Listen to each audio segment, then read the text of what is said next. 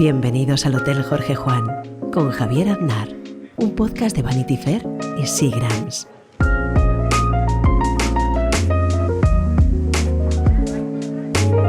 Hoy tenemos de invitado en el hotel a Luis Torras. ¿Cómo estás, Luis? ¿Qué tal, Javier? Muy bien, muy contento de estar aquí de visita en el hotel. Luis, tú eres inversor, has sido consultor estratégico, también has trabajado en banca de inversión y luego eres para mí una de las personas que más lee, que más le gusta hablar de libros y que mejor recomienda sobre libros además muy específicos y muy interesantes. Oye, pues no, a ver, es una de mis partes del currículum, casi te diría esta última que destacas, que más orgulloso estoy. A veces no, quizás no es la más importante, pero sí, yo ahora estoy, como decías, he sido analista de inversiones durante quizás este último periodo de mi trayectoria profesional, unos 5 o 6 años con Koala Capital SICAV y con 2 fondos más que gestionaba Marc Garriga-Sait, y desde hace 1 año y medio en EDM como asesor patrimonial y, como decías tú, relacionado con el mundo de las inversiones y la gestión de patrimonios.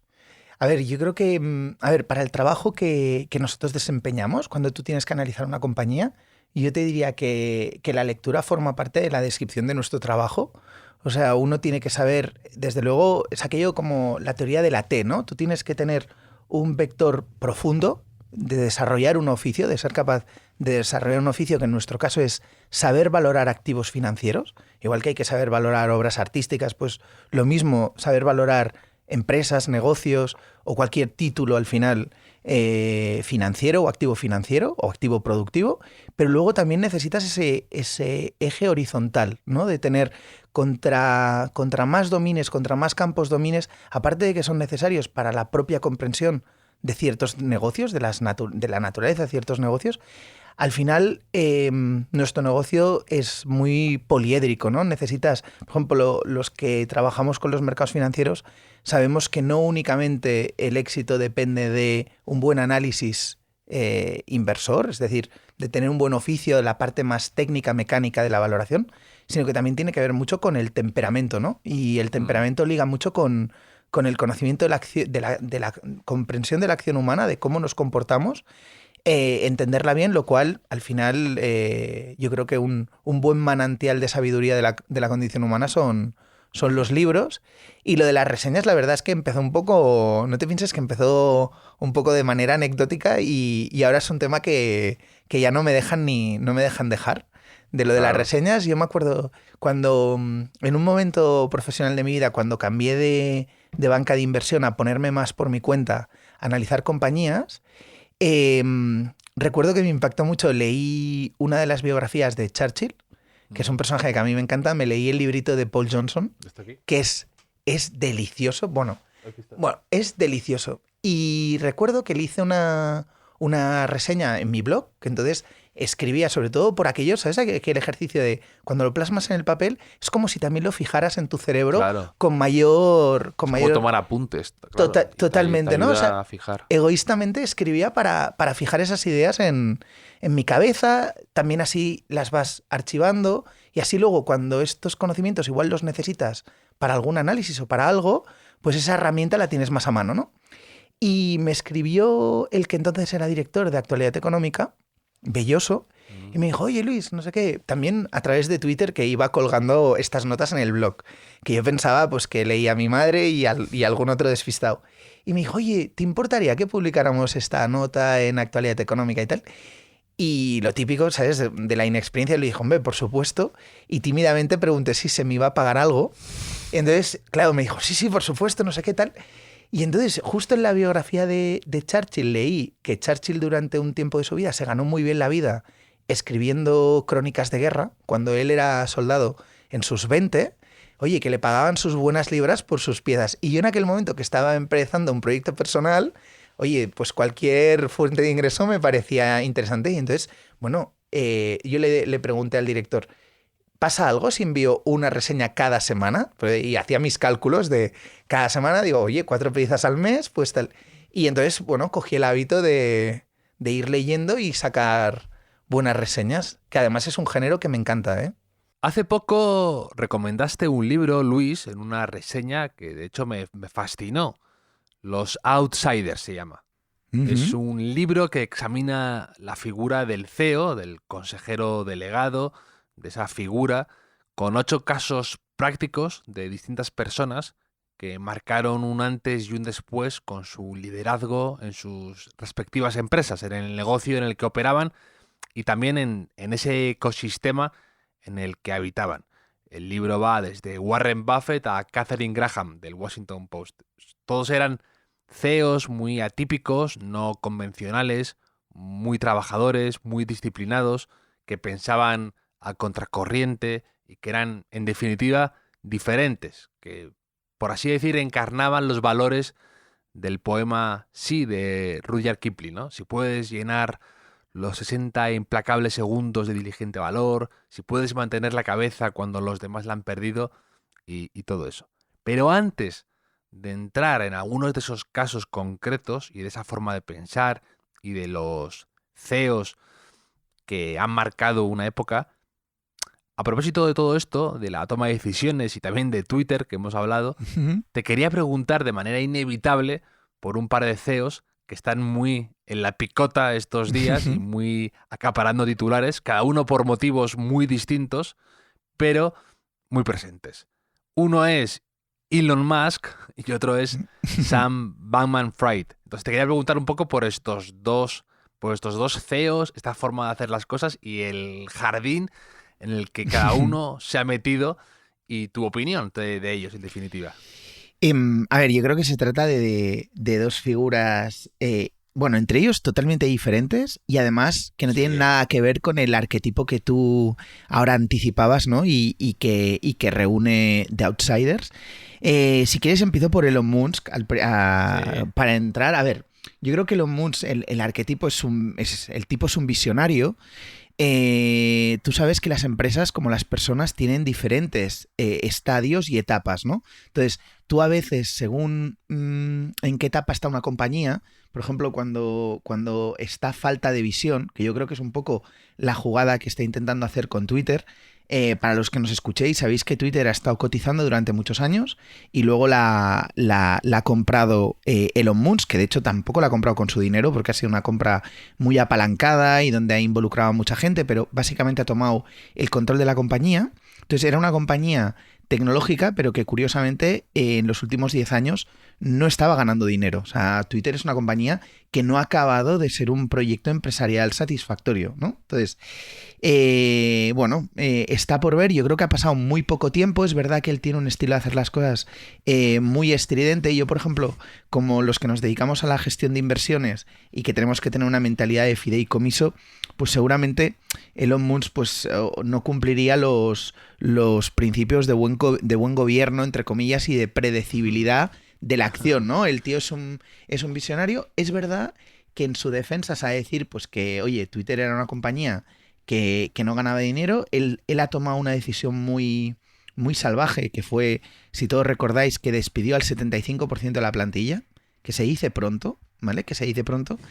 Y bueno, te he de decir que tampoco es uno de mis líderes empresariales favoritos. Yo reconozco que me gustan más otro perfil. Por ejemplo, igual es menos conocido, y ahora está por desgracia un poco más tapado, pero Jack Ma, a los que nos estéis escuchando, si os buscáis en YouTube vídeos de Jack Ma, veréis que es un tío mucho más pausado, también con este arquetipo visionario, pero quizás un poco más tranquilo.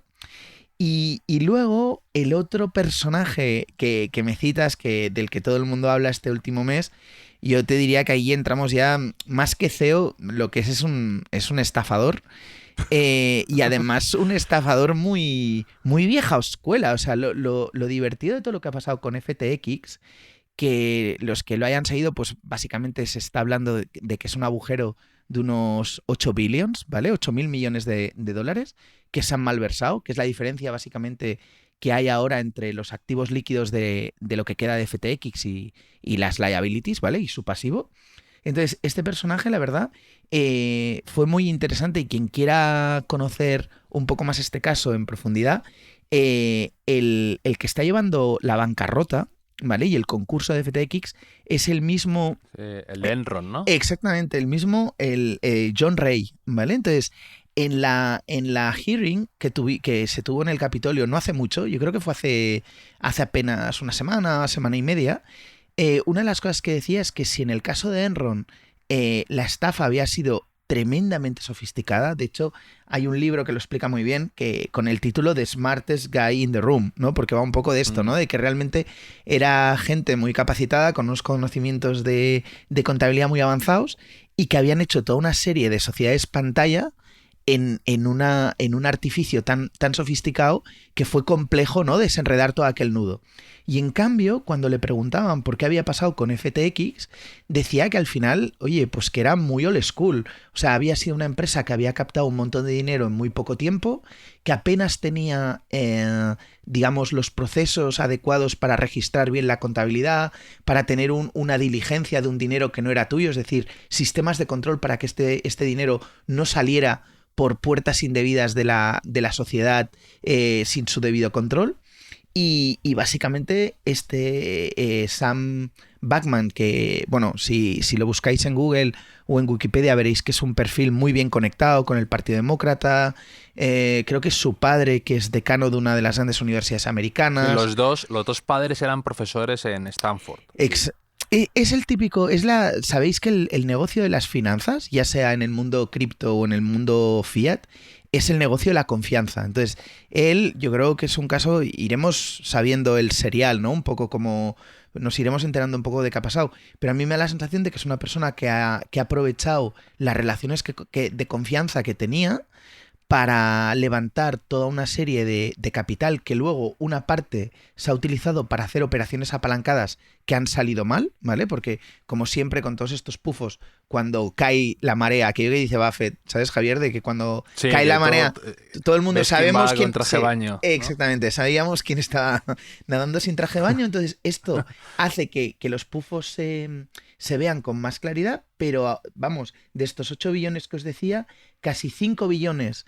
son inversiones que se hicieron entre 2021 y 2022 que han salido mal. Cerca de 1,5 billions se está diciendo que son préstamos a los insiders, es decir, que la compañía había captado recursos de los clientes, entre comillas, imagínate tú mismo, Javier, y que ese dinero se había utilizado para hacer préstamos a empleados de esta compañía para que se compraran un chalet o cosas de este estilo, ¿no?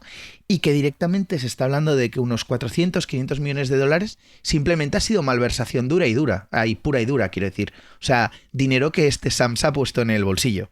Sam y su club, sí, ¿no? Pensándose... Sí. No, te iba a decir, pensándose... Aquí ahora hay que distinguir, ¿no? Porque es muy difícil saber qué parte de esto es burbuja y qué parte es estafa, porque hay un poco de ambas. Entonces, yo creo que todos estos iban un poco espitados pensándose que el Bitcoin o las criptomonedas, pues oye, que se iban a poner a 1 millón el Bitcoin, me invento, que luego, oye, hay que distinguir mucho entre lo que es Bitcoin y el resto del universo cripto, donde básicamente, pues probablemente el 99% sean estafas para captar recursos de la gente, ¿no? Entonces, hay un poco de esta burbuja que la subida de tipos por parte de la Fed desde finales del año 21 pues ha ido poniendo y corrigiendo las valoraciones en todos los activos, y que eso daría para otro capítulo de podcast de otros temas. Y luego hay simplemente pues un fraude puro y duro, ¿no? De malversación de fondos, que se dice, ¿no? De fondos que no estaban destinados para un fin, un poco igual que pasa con el sector público, pues con el sector privado igual. Tú captas unos fondos que tenían que ir para un determinado flujo inversor y que los has utilizado y desviado para otros fondos que no era lo que tú habías dicho a tus clientes, ¿no? Que es un poco lo mismo, la corrupción, pero en el sector financiero, digamos.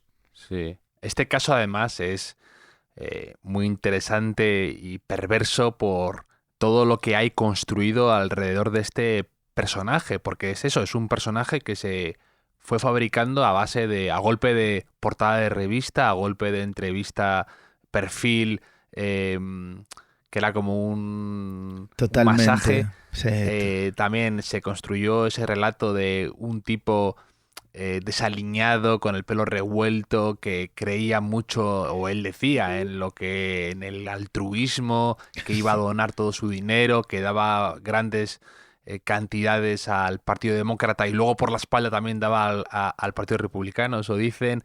Era un tipo que la gente estaba deseando comprarle la moto y enamorarse de ese tipo. Un poco como pasó con Elizabeth Holmes, que Sí, señor. la gente Sí, quería señor. sacarse una foto con él. Entonces, cuando de repente, lo que tú dices de lo de la confianza, que me ha gustado mucho, cuando elevas y pones en un pedestal a esta gente y se creen de verdad que a base de llamadas, a base de levantar el teléfono, mm, pueden gestionar un dinero que es absolutamente mm, irreal o que no se sabe muy bien lo que está ocurriendo detrás de la Total. pantalla, es fascinante e inquietante a partes iguales. No, Entonces, no, totalmente. En el sector financiero hay hay un moto, si tú quieres, o una regla así general, un aforismo, que es trust but verify. O sea, tú tienes que tener confianza porque si no es imposible que la economía funcione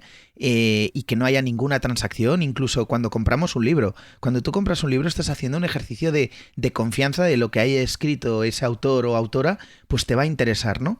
Pues aquí un poco lo mismo, pero a veces cuando la gente se deja... no sé cómo decirlo en castellano, me sale ahora en catalán. ¿Sabes aquello? ¿Cómo traducirías la palabra enlluarnar? ¿Sabes aquello? Cuando alguien brilla, hmm. te puede distorsionar el hacer un análisis debido de los fundamentales que hay detrás y de lo que estás haciendo, ¿sabes? O Sí, sea, claro, hay un una efecto palabra en halo. inglés No, que no sé si... ¿Sabes sí, aquello sí, de... efecto, totalmente. Y también hay una palabra en inglés que es muy de estas palabras anglosajonas que definen muy bien un concepto amplio, que es starstruck, ¿no? Como un golpe Totalmente. o sea, que te ves cegado por el halo de una estrella, ¿no? Entonces hay gente Exactamente. que habla de eso, ¿no? De ese efecto que vas a entrevistar a alguien o vas a tener una charla y un poco te enamoras y te impresiona esa persona y te quedas un poco subyugado, ¿no? Pues es lo que en general la prensa y el mundo financiero y en general ha ocurrido Sí. con este tipo.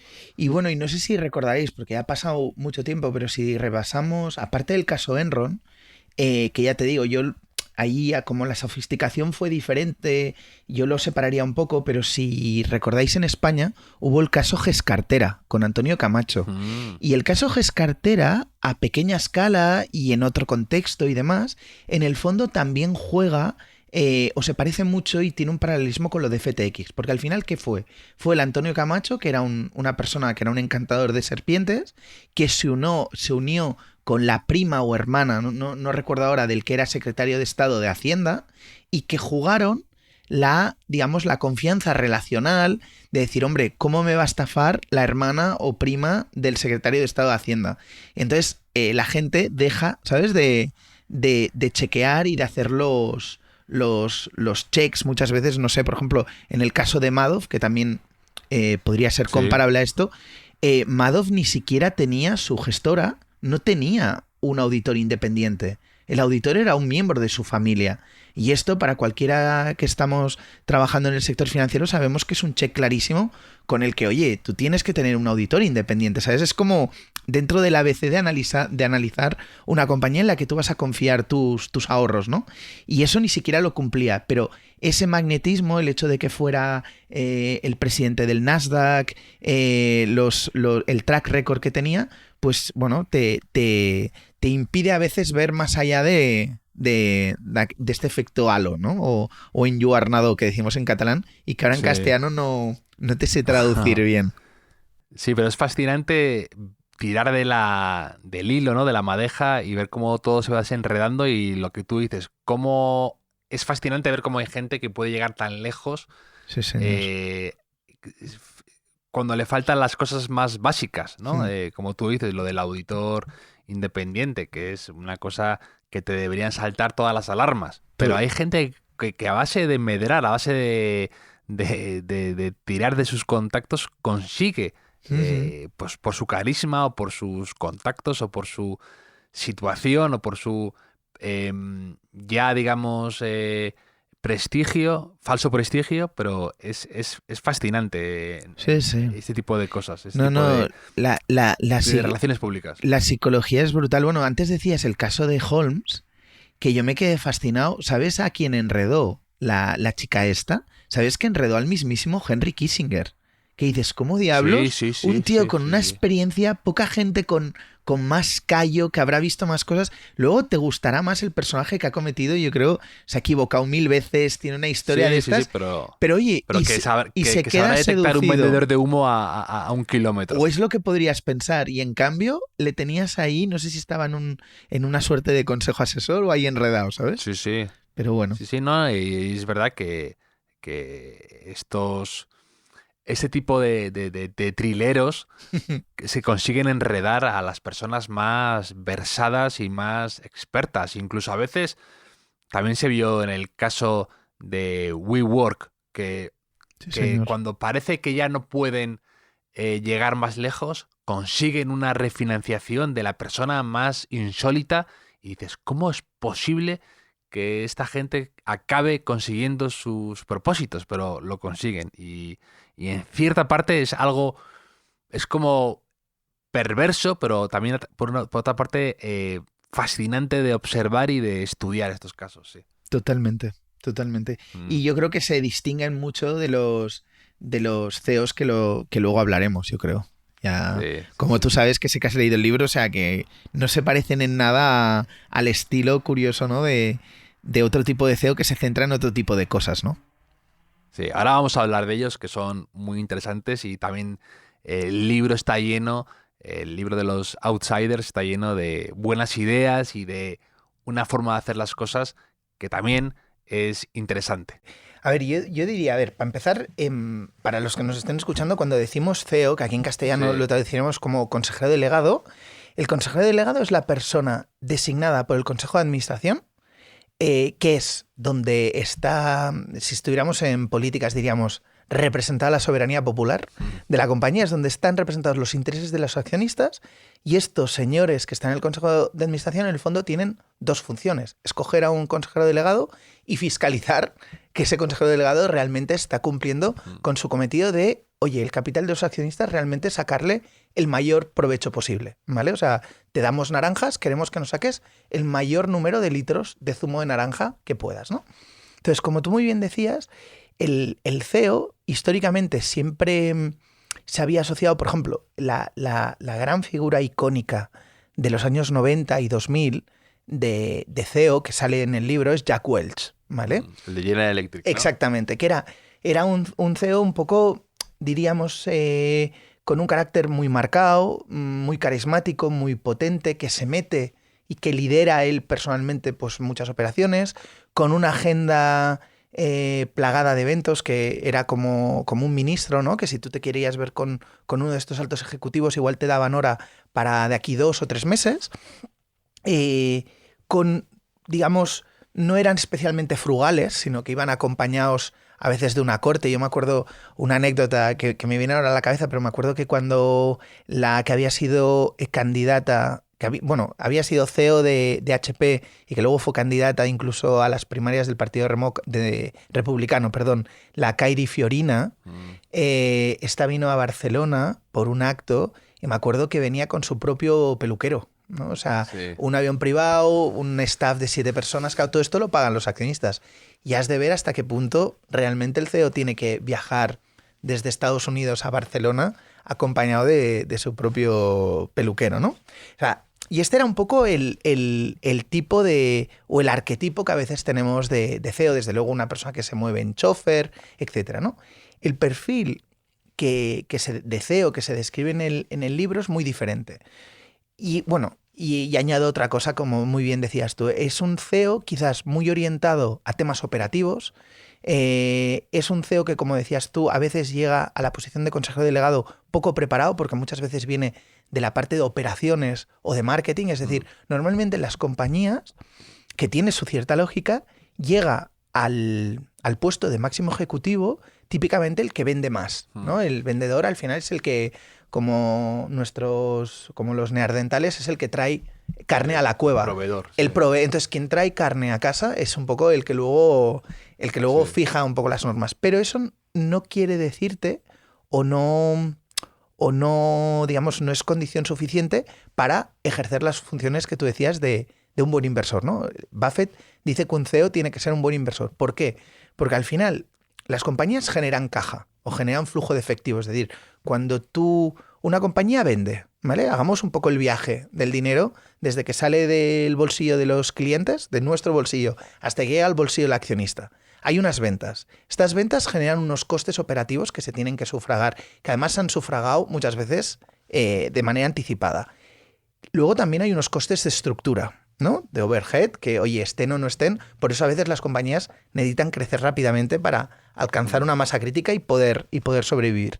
Luego hay unas inversiones, ¿no? Igual que tú amortizas activo, oye, hay unas inversiones, sobre todo, o incluso hay sectores muy exigentes. Por ejemplo, el sector de la tecnología. Oye, todos queremos estar a la última y tener cada vez productos mejores. Esto exige que de una parte de esos ingresos que tú tienes de tus clientes, no lo puedes repartir. ¿Por qué? Porque necesitas guardártelo, invertirlo en investigación y desarrollo, en fichar a nueva gente. ¿Por qué? Porque tus clientes de mañana te van a demandar productos más exigentes. Entonces tú tienes que ser previsor si no te quieres quedar desbancado, ¿no? Pero siempre queda algo. Si eres una buena compañía, queda algo. Entonces, ahí entra el tema del CEO inversor. ¿Qué hago con esta caja? ¿No? Ese dinero, esa bolsa de capital que nos queda después de haber, lo que os he dicho, ¿no? De pagar los gastos operativos y lo que nosotros llamamos en jerga financiera CAPEX de mantenimiento, es decir, las inversiones para que tu negocio y tu ventaja competitiva no se deteriore, puedes hacer varias cosas. Típicamente lo que tú quieres es hacer crecer tu negocio, crecimiento orgánico. Es decir, oye, captar más clientes. Por ejemplo, en el Hotel Jorge Juan sería pues abrir una nueva habitación, ¿no? Un nuevo invitado que te va a generar un nuevo flow de oyentes. Pero también puedes adquirir lo que decías tú, otros negocios. Imagínate, pues en tu caso, comprar otro hotel, comprar otro podcast relacionado con lo que has estado haciendo, que pudieras poner en valor redes o parte del capital relacional o del capital que ya tienes de confianza con tus oyentes y lo pusieras en valor con otro tipo de podcast, ¿no? De pues más centrado, me invento, en series o un vertical, ¿no? O me invento que dieras un giro y compraras otro tipo de negocios para diversificar. Que esto normalmente, la historia nos ha demostrado que en general acaba siendo un mal uso de capital. Por ejemplo, pensemos en los años 2000, cuando igual muchos oyentes lo recordarán, cuando las constructoras nadaban en dinero porque se estaban beneficiando de toda una burbuja de crédito, muchas de estas compañías no supieron hacer un buen uso de capital y compraron otro tipo de negocios a valoraciones muy, muy altas, lo cual también endureció la caída porque muchas constructoras se metieron a gestionar infraestructuras o se metían en el sector petrolero o compraban participaciones para controlar otro tipo de negocios en los que no tenían expertise, con lo cual era muy difícil que tú a la valoración que tú entrabas, que encima estaba hinchada, le sacaras valor, ¿vale? Claro. Luego ya entramos en las tres últimas alternativas que te quedan, que es, hay una intermedia antes de llegar a la retribución propiamente dicha de los accionistas, que es el uso que tú hagas de la deuda, ¿vale? Si nosotros tenemos una bolsa de capital que nos ha sobrado, según cómo sean las condiciones de los tipos de interés y cómo sea el retorno que tenga nuestro negocio, pues si los tipos de interés están muy altos, igual nos interesa devolver un poco de deuda, amortizar deuda para bajar nuestros costes financieros en un entorno, imagínate, donde los tipos de interés puedan ser más altos que el retorno que estamos sacando nosotros de nuestro negocio. Y luego, por último, hay la retribución al accionista, que aquí tiene dos vertientes. Típicamente la asociamos al pago de dividendo, ¿vale? Pero solo es una manera con la cual se puede retribuir al accionista, porque al final el dividendo, a veces no queda más remedio, pero el dividendo tiene un coste fiscal. Sí, doblemente está claro, grabado, ¿no? Claro, al final la gente no entiende, pero cuando a ti te pagan el dividendo, técnicamente no te están pagando nada, están sacando dinero de la compañía que es tuya, es decir, hay una parte, imaginaros que nosotros tenemos una empresa muy simple, que la valoramos por 10 euros, ¿vale? Pero de esos 10 euros, 1 euro es en efectivo, ¿vale? Pues en el momento en el que se paga ese euro en efectivo a los accionistas, técnicamente ya era nuestro, solo que se transforma en liquidez para el accionista, por eso también tiene un valor subjetivo ahí de cómo valoramos esa liquidez. Pero lo que decía, hay un paso intermedio muy interesante que es la recompra de acciones, ¿vale? La recompra de acciones, ¿qué quiere decir la recompra de acciones?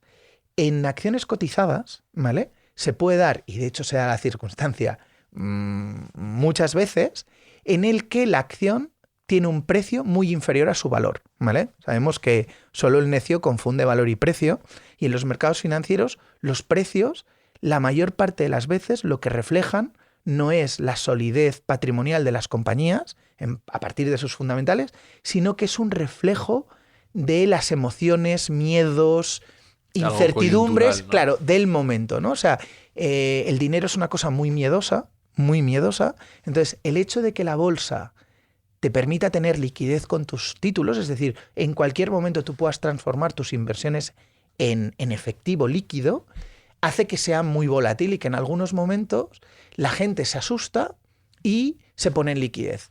Por ejemplo, algo que no pasa en el resto de categorías de activos. Por ejemplo, con la guerra de Putin en Ucrania y con la incertidumbre que ahora estamos teniendo con la subida de tipos, mucha gente que se ha vendido sus acciones de bolsa podía haberse vendido su piso.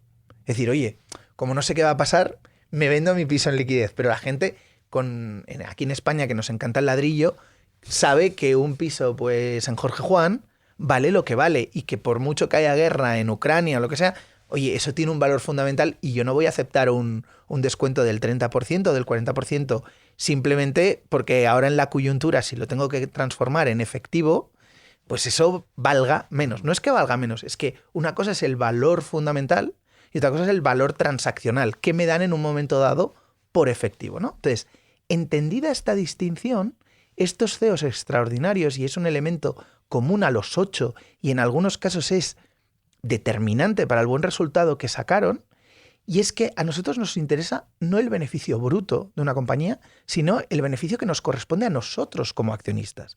Es decir, el beneficio por acción. Y nosotros imaginamos, por poner este ejemplo tonto que estamos haciendo, pero si compramos acciones de Jorge Juan, del Hotel Jorge Juan, a nosotros lo que nos interesa es que se incremente el beneficio por acción, ¿no? Entonces, el beneficio por acción es beneficio partido total de acciones. ¿Qué pasa? Tú esto lo puedes incrementar de dos maneras. O subimos el denominador o reducimos el denominador. Entonces, si esto lo aplicamos en el caso concreto de los mercados financieros, en donde, como decía, puede existir, muchas veces existe, este gap enorme entre precio y valor, a veces la mejor inversión que tú puedes hacer con el efectivo disponible es comprar tus propias acciones y retirarlas del mercado. Es decir, si tú sabes que el Washington Post, por ejemplo, claro, es que la historia del Washington Post es que es clarísima. Katharine Graham. Aparte de ser una historia preciosa, Katharine Graham recompra prácticamente el 40% de sus acciones que las saca de circulación. Pues las amortiza luego. Entonces, ¿qué pasa?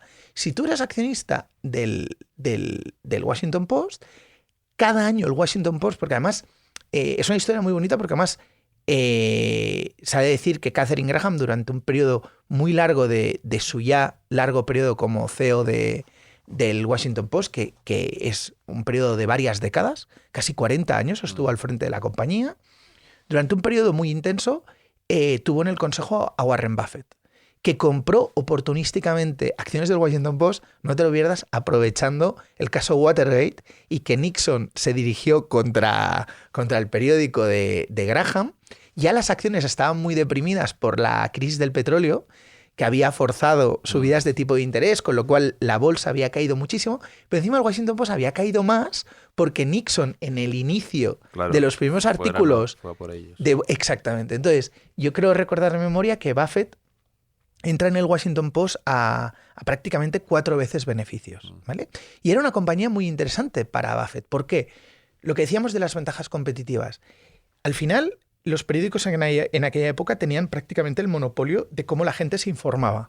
Y encima tenían muchísimo poder local en sus mercados de referencia, con lo cual eran un monopolio en este caso, pues el área de Washington, aparte de que luego se convirtió en un periódico de referencia más nacional, ¿no? Pero, oye, tú tienes la ciudad de Washington, que además se daba la particularidad de que era una ciudad muy intensa en consumo de información, porque todas las embajadas, todos los funcionarios, que consumía mucha información. Claro, ¿qué pasa? Si tú tienes una situación así, ostras, en un periodo además que se caracterizó como el que estamos viendo ahora por una elevada inflación, claro, tú tienes un gran poder de fijación de precios. Entonces, si tú te ves cómo evoluciona el precio de los periódicos en aquel momento fue bestial. O sea, pasaron de valer a 20 céntimos o 5 céntimos el ejemplar a prácticamente $1, ¿no? Entonces, ¿por qué? Entonces, uno estaba reflejando el mayor coste del papel, de la tinta, de los insumos, de los salarios, etcétera, pero también estaba reflejando un poder de fijación de precio de que si la inflación subía, tú tenías el poder de fijación de precios refleja la cualidad de un negocio, de que tú puedes subir el precio de tus productos sin perder demanda. ¿Vale? Esto, por ejemplo, una compañía que es paradigmática en esto es, por ejemplo, Microsoft, ¿no? Microsoft te puede estar subiendo entre un 7 o un 8% anual en los últimos años las licencias del Outlook, y seguramente muchos de los que están escuchando ni lo sabían, ni se habían planteado. La gente, las empresas, cuando reciben la factura del Microsoft y demás, del Word y de todo el back office, pues oye, es que no podemos operar si no tenemos todos estos sistemas, ¿no? Entonces, pagas la factura. Un poco, las aerolíneas antes eran un poco así también, claro, que eran, ¿no? Exacto, ¿no? Y hay muchos negocios o hay negocios, por ejemplo, que no lo tienen este poder. Por ejemplo, es muy curioso el fenómeno que se da con la telefonía. La telefonía móvil no puede abusar de las tarifas ni dar un mal servicio, porque sí que hay una cultura muy grande de cambiarte de compañía, y todos nos hemos cambiado. Luego son todas son todas iguales, pero todos nos hemos cambiado en algún momento la portabilidad. La portabilidad. Entonces, en cambio, cambiar tu equipo, tu sistema operativo de Microsoft a buscarte otra alternativa, sobre todo si tú eres una compañía grande con un montón de equipos y demás, es algo que muy complicado, ¿no? Y cuando tú vives en Washington y te informas con el Washington Post, es muy complicado que cambies, ¿no? Entonces, lo que hacen, o una de las grandes, de lo que explica el enorme éxito que tuvo Katharine Graham, que también habló de memoria, pero en estos 38 años que fue CEO, prácticamente tuvo un resultado 18 veces superior al del índice, al del Standard & Poor's, y 6 veces superior al del resto de periódicos o, digamos, de empresas comparables de su sector. Y en parte es por la compra agresiva de su propia acción, cuando tú sabías que estabas en posesión de un activo muy bueno, que tenía poder de fijación de precios, que tenía unas ventas y unos beneficios, digamos, muy resistentes al entorno que tenías por delante, y oye, y que el mercado te lo estaba ofreciendo a 4 veces beneficios, que no tenía sentido, ¿no? Y esto es lo que decía, ¿no? Que es otra parte de la retribución al accionista que encima no tiene efecto fiscal. No tiene efecto fiscal. Es con el tiempo, el mercado de repente se va dando cuenta de que el beneficio por acción está subiendo exponencialmente por esa reducción en el denominador, y te pone poco a poco a precio, ¿no? Y la vida de Katharine Graham es que es apasionante, su recorrido como CEO, y luego cómo llega también, que es que tú has hablado hemos hablado una vez de que las memorias de Katharine Graham son interesantísimas. Aquí les ha publicado Libros del Cao, y porque su marido se suicida, que su familia era la propietaria del Washington Post. Ella, de repente, con 40 años, 3 hijos o 4 hijos, se ve metida en que tiene que manejar las riendas, tiene que tomar las riendas del periódico, y empieza a tomar decisiones muy valientes, sensatas a la vez, y claro, además con el tema también del trasfondo algo editorial que conllevaba lo del Washington Post, lo de atreverse con los papeles del Pentágono, enfrentándose a poderes, al mayor poder del mundo. Entonces, es una historia que realmente merece mucho la pena. Y luego, aparte, a nivel, lo que dices, operativo, también tuvo decisiones interesantísimas y muy curiosas, viniendo de alguien que no tenía un pasado especializado en esto. Entonces, te das cuenta ahí que tampoco requieres a veces la formación más específica ni nada de eso, sino es el sentido común, ¿no? Bueno, totalmente. De hecho, el ejemplo que pones de Graham, que está muy bien traído, es que de hecho sirve para poner también en valor una de las características comunes a todos estos CEOs, que es que no son el típico prototipo pasado por una escuela de negocio. O sea, no hace falta. No. Aquí la gente que se lea el libro no va a ver currículums fantásticos en Harvard, en Stanford, al revés, ¿no? Déjame ser malvado. O sea, un malvado diría, no, es que a Katharine Graham no se estropeó en una escuela de negocios. Bueno, de hecho, por eso no perdió el sentido común, ¿no?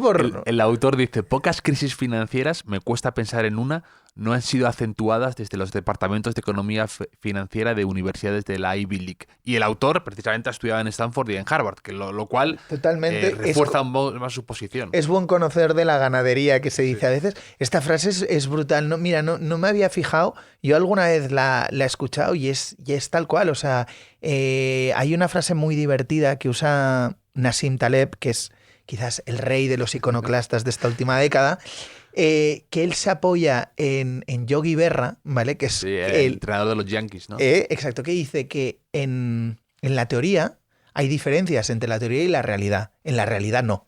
La realidad hay una, no hay diferencia. Entonces, esto es lo que diferencia a veces a un practitioner, a un risk-taker de verdad, de a un teórico que tiene que explicar la ciencia empresarial en una clase, ¿no? Entonces, sí, o sea, Katharine Graham no es estropeada, su sentido común no se atrofia en ninguna universidad ni escuela de negocios al uso y como muy bien dices, tiene un gran coraje y de hecho el resto de personajes, entre comillas, o de personas, de grandes CEOs que salen en el libro, también tienen esta característica común de que no habían sido CEO antes, o sea, no habían tenido la profesión de ser alto directivo, ¿no? Que esto liga mucho con lo que decíamos antes de que tú buscas directivos o consejeros delegados que se sientan empresarios, muchas veces que lo sean, que tengan skin in the game, que compren o que tengan acciones de sus propias compañías, en el sentido de esto, ¿no? De utilizar la palabra empresarios. Muchas veces cuando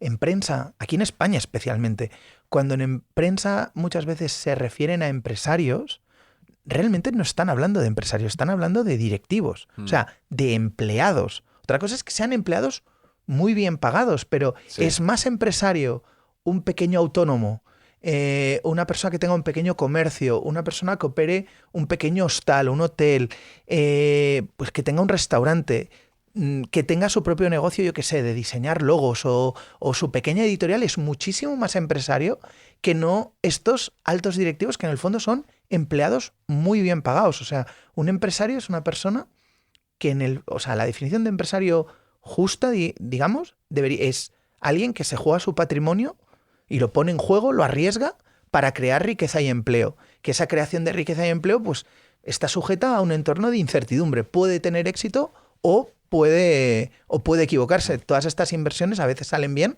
a veces salen mal, ¿no? Porque hay riesgo de mercado. Puede que te venga un competidor, o sea, hay riesgos. Pero el empresario es aquel que asume ese riesgo con su propio patrimonio. Y no tiene nada que ver muchas veces con el perfil de alto directivo que muchas veces se habla en prensa que no tiene nada que ver con lo que estamos hablando aquí, por ejemplo, ¿no? Sí. Que se confunde mucho.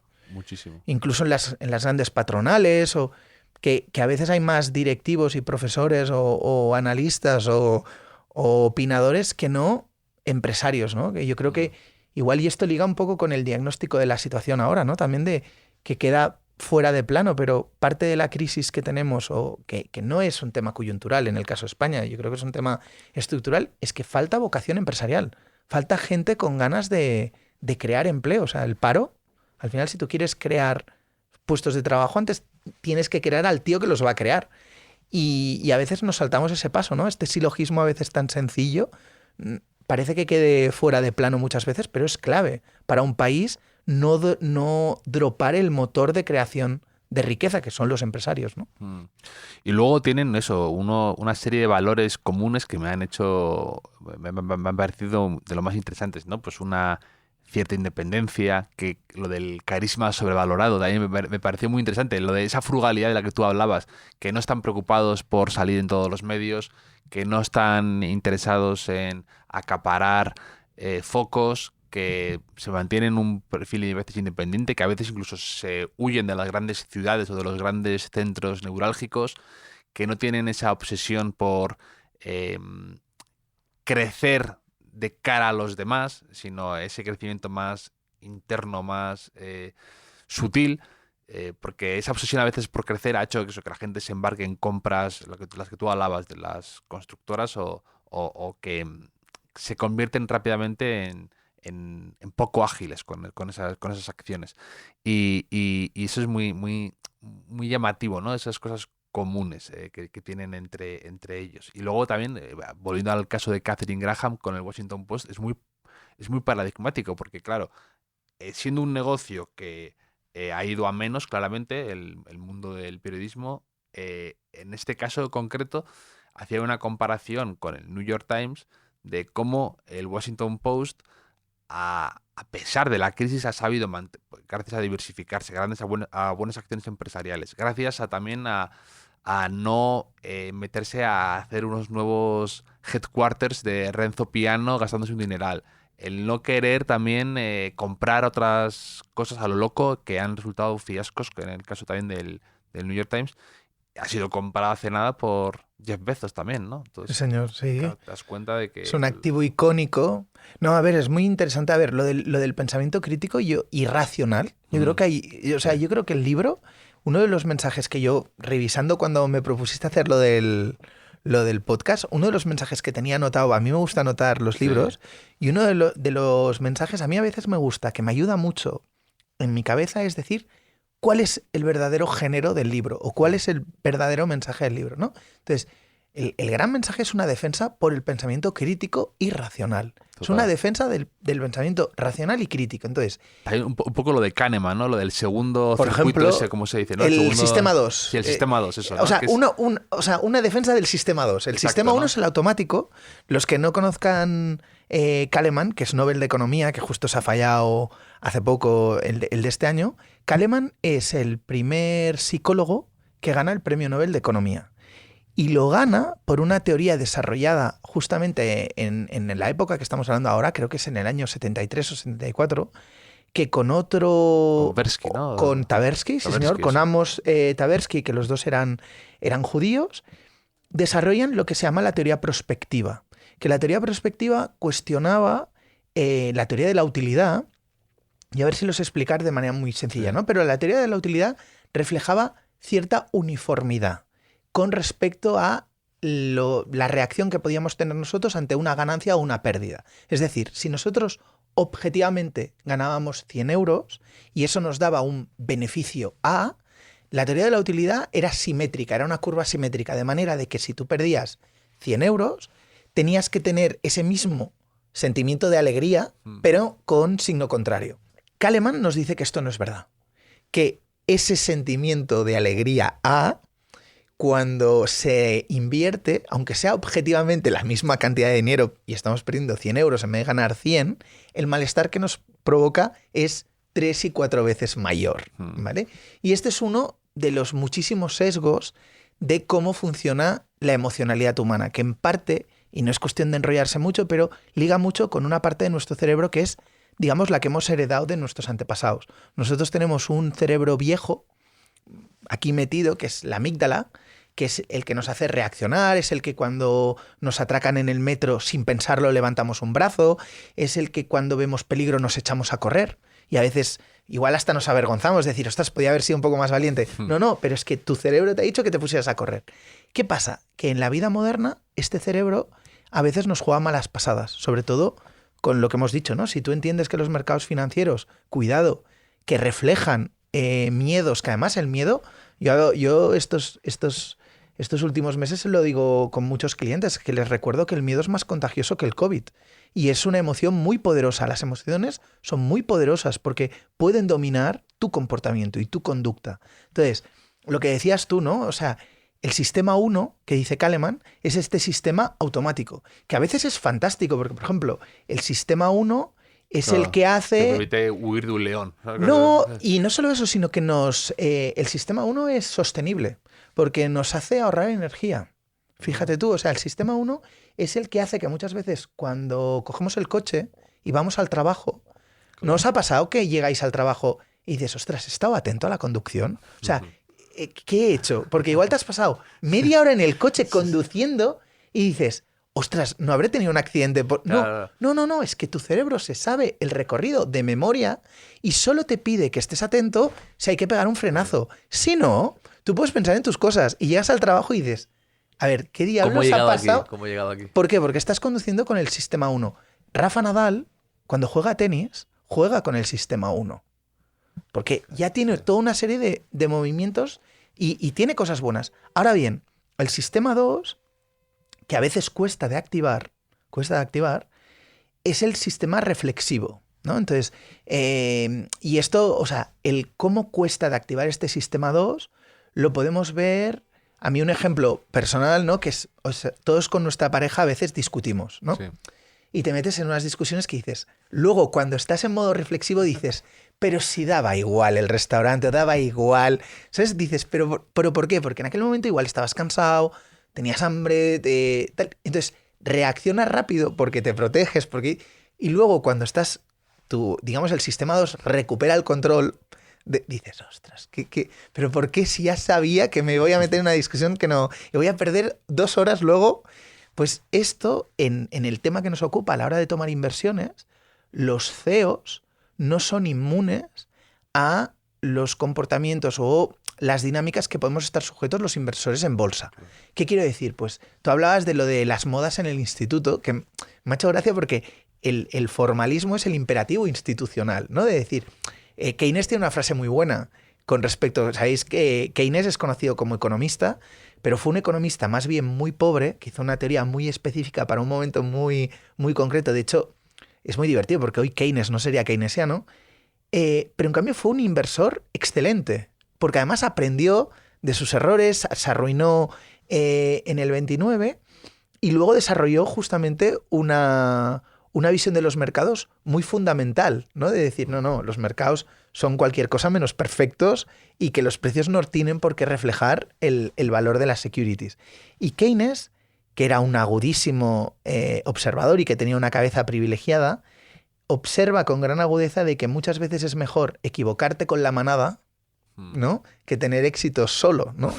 Entonces, y eso te hace que las decisiones tanto de los directivos como de los inversores institucionales, antes que defender una posición delante de un cliente de que el mercado ha subido y tu acción no, porque igual ese valor se va a reflejar con el tiempo o el mercado no está sabiendo ver el valor que está ahí, ostras, el castigo que puedes tener es que pierdas ese cliente que se va a querer subir a la manada, porque lo de que el vecino gane dinero y tú no, eso es una cosa que no cabe en la cabeza de nadie, ¿no? La lotería se basa en eso, yo creo. Entonces, total, entonces compramos billete por si acaso para que no vaya a tocarle a todo el mundo y a nosotros no, ¿vale? Pues esto es exactamente igual. Entonces, ¿qué pasa? Que cuando los mercados entran en espirales, como pasa, igual que ahora estamos en una espiral de pesimismo y de que vuelve esta visión apocalíptica de que se va a acabar el mundo, de cuando, oye, si venimos de una pandemia y nos hemos salido adelante, pues, oye, el humano está hecho para... Hay obstáculos, pero los vamos sacando mal que bien y pesa todo, ¿no? Pues cuando hay espirales de euforia, que también las hay, en donde al revés, oye, se pagan valoraciones estratosféricas de 20, 30, 40, 50 veces beneficios, que es injustificado de todas, ¿qué pasa? A veces por el imperativo institucional, por no quedarte al margen, por no perder cuota de mercado, por tomar decisiones basadas en el crecimiento y no en la rentabilidad y el sentido común, es decir, como el cuento que nos explicaban de pequeños de que el rey va desnudo, que hay que decirlo y a veces hay que tener coraje para levantar la mano. ¿Qué pasa? Que muchas compañías se lanzan a inversiones, a unas valoraciones que lo único que hacen es destruir valor. Por ejemplo, antes que hablábamos de las empresas españolas, pero ahora me venía a la mente la cita de Chuck Prince, que igual no sonará a nuestros oyentes, pero ese fue el CEO de Citigroup, que de manera muy célebre dijo aquello de que, oye, tú tienes que bailar mientras la música suena. ¿Qué quería decir esto? De que él, que era un banquero, tenía que bailar mientras la música sonaba. ¿Qué quiere decir? Que, oye, mientras el crédito estuviera barato, tú tenías que ir concediendo hipotecas. Daba igual de si las estabas concediendo con un sentido económico o no, porque esto iba de no perder cuota de mercado entre los que estaban, emitiendo hipotecas. ¿Qué pasó? Que tú estabas emitiendo unas hipotecas a unos perfiles de riesgo, a un tipo de interés, que solo garantizaban destrucción de valor. Sí. Pero lo hacías por ese comportamiento de manada. ¿Qué pasó? Que la acción de Citigroup, luego con la crisis financiera, pasa de $40 a 3. Por no saber, claro, tú imagínate que tú eres banquero en la década de los 2004 a los 2008 y vas delante de tus accionistas y cada año que vas les dices que estás perdiendo cuota de mercado en el mercado hipotecario. y tus accionistas dicen, oye, pero menudo inútil que es Javier como CEO de este banco. O sea, ¿pero qué no sabes vender una hipoteca? Y tú dices, mire señora, es que ahora las hipotecas se están vendiendo al 1%, gente que no tiene ingresos, que se están comprando unos activos que yo no sé si ese valor se va a poder mantener en el tiempo. No estoy operando con margen de seguridad, con lo cual prefiero tener el dinero guardado o dárselo a usted en forma de recompra de acciones o de dividendo que no seguir creciendo en un ritmo que sé que a largo plazo vamos a perder dinero. Sí. Hay un librito muy bueno que marida muy bien con este que estamos comentando hoy, que es Rendimientos del Capital, de Edward Chancellor. Edward Chancellor es un autor que a mí me encanta, ha escrito mucho sobre la historia de los mercados financieros, que a mí me apasiona y que algún día tengo ahí algún proyectillo que me gustaría explorar del libro, pero que no tengo tiempo. Pero Edward Chancellor es un autor maravilloso y tiene un libro, que es este de Rendimientos del Capital, que es una recopilación de cartas de una gestora inglesa, Marathon Asset Management, que tiene esta misma mentalidad que nosotros estamos comentando. Entonces, el libro es una delicia porque son cartas que van desde principios del 2000, cartas observaciones. Casi se puede leer como un dietario de aquellos años, en donde este grupo de inversores va relatando lo que va viendo con respecto a la estructura de capital y cómo se dirigen los flujos de capital y cómo ciertos sectores como el inmobiliario en los años 2000 o que se ponga un restaurante de moda atrae capital que viene tarde, que viene más atraído por la idea de hacerse rico rápido que no por realmente un ejercicio de valoración más racional, más frío. Entonces, ¿qué pasa? Tú saturas de capital un sector y deja de ser rentable, porque acabas destruyendo valor. Y como esa dinámica en el ciclo del capital, que tiene todo el sentido, bueno, un CEO tiene que saberse resistir y al revés. Porque además es que hay un carácter muy cíclico. O sea, los mismos que estuvieron comprando y dando crédito a mansalva en el año 2007, en el año 2009, cuando todos los inmuebles caen de golpe y tal, no se atreven a conceder hipotecas. O sea, cuando era el momento de al revés, ser agresivo, era el momento en 2009, en 2010. Igual que ahora, el que compró acciones entusiasmado con la subida de octubre, noviembre de 2021 y todo aquel verano que la bolsa parecía que no tenía fin, ahora es cuando le entra el miedo. No, ahora es cuando de manera más agresiva y más cómoda puedes comprar buenos valores. O sea, esa mentalidad contracíclica de no ir con la manada, de tener en el fondo que se traduce en un pensamiento crítico, claro, es una cualidad por definición muy extraña y muy singular. Y muy singular. Precisamente por la propia dinámica de la condición humana, ¿no? De que al final tampoco estamos hechos para andar solos y que requieren mucha personalidad y mucha claridad de ideas. Pues hablando de personalidad y claridad de ideas, te quiero hacer el cuestionario Proust, Luis, para saber un poco también y conocerte más en profundidad, y seguro que también tienes pensamientos que van, que son contracíclicos y contra modas y contraculturales e iconoclastas. No espero menos de ti. A ver, espero no decepcionar, porque mira que soy buen oyente del podcast y ahora no lo tengo en la cabeza. Me queda un poco en blanco con lo del el cuestionario, pero bueno, así saldrá más espontáneo. Sí, ya valdrá, ¿no? Seguro que queda fenomenal. ¿Cuál dirías que es tu idea de felicidad perfecta? Ostras, qué bonita esta pregunta. A ver, yo te diría, pues me veo con mi familia, rodeado de mi familia y amigos, la verdad, en algún sitio bonito. Pero sí, me veo con mi mujer, con mi familia y con mis amigos. La verdad, yo soy muy de estar con mis amigos, me lo paso muy bien y es cuando más feliz estoy. Y quizás un peldaño por debajo, rodeado de libros, sin duda también. O sea, que también es una imagen que me viene rápido a la mente. Cuando hablabas de tus amigos te refieres a tus libros, realmente. En parte todos sabemos que con los libros se conversan y que los libros pueden hacer mucha compañía. Mucha compañía. En una peli de Garci dicen, ¿no? Los libros abrigan, y es verdad, que Sí, abrigan una casa y también un poco también tus... Sí, señor. Yo me acuerdo, mira, y me haces pensar en una frase que me dijo mi madre, pero creo que no es de mi madre. No sé si es de Javier Marías o de Eduardo Mendoza, que decía que en libros, por ejemplo, haciendo referencia a Ana Karenina, que yo me acuerdo, lo típico, me lo recomendó justamente mi madre y yo lo rechacé ofendido diciendo, ¿por qué me regalas un libro de niñas? Y luego me entusiasmó y mi madre me decía, mira, Eduardo Mendoza, creo que es Eduardo Mendoza, dice que en este libro uno puede vivir en él.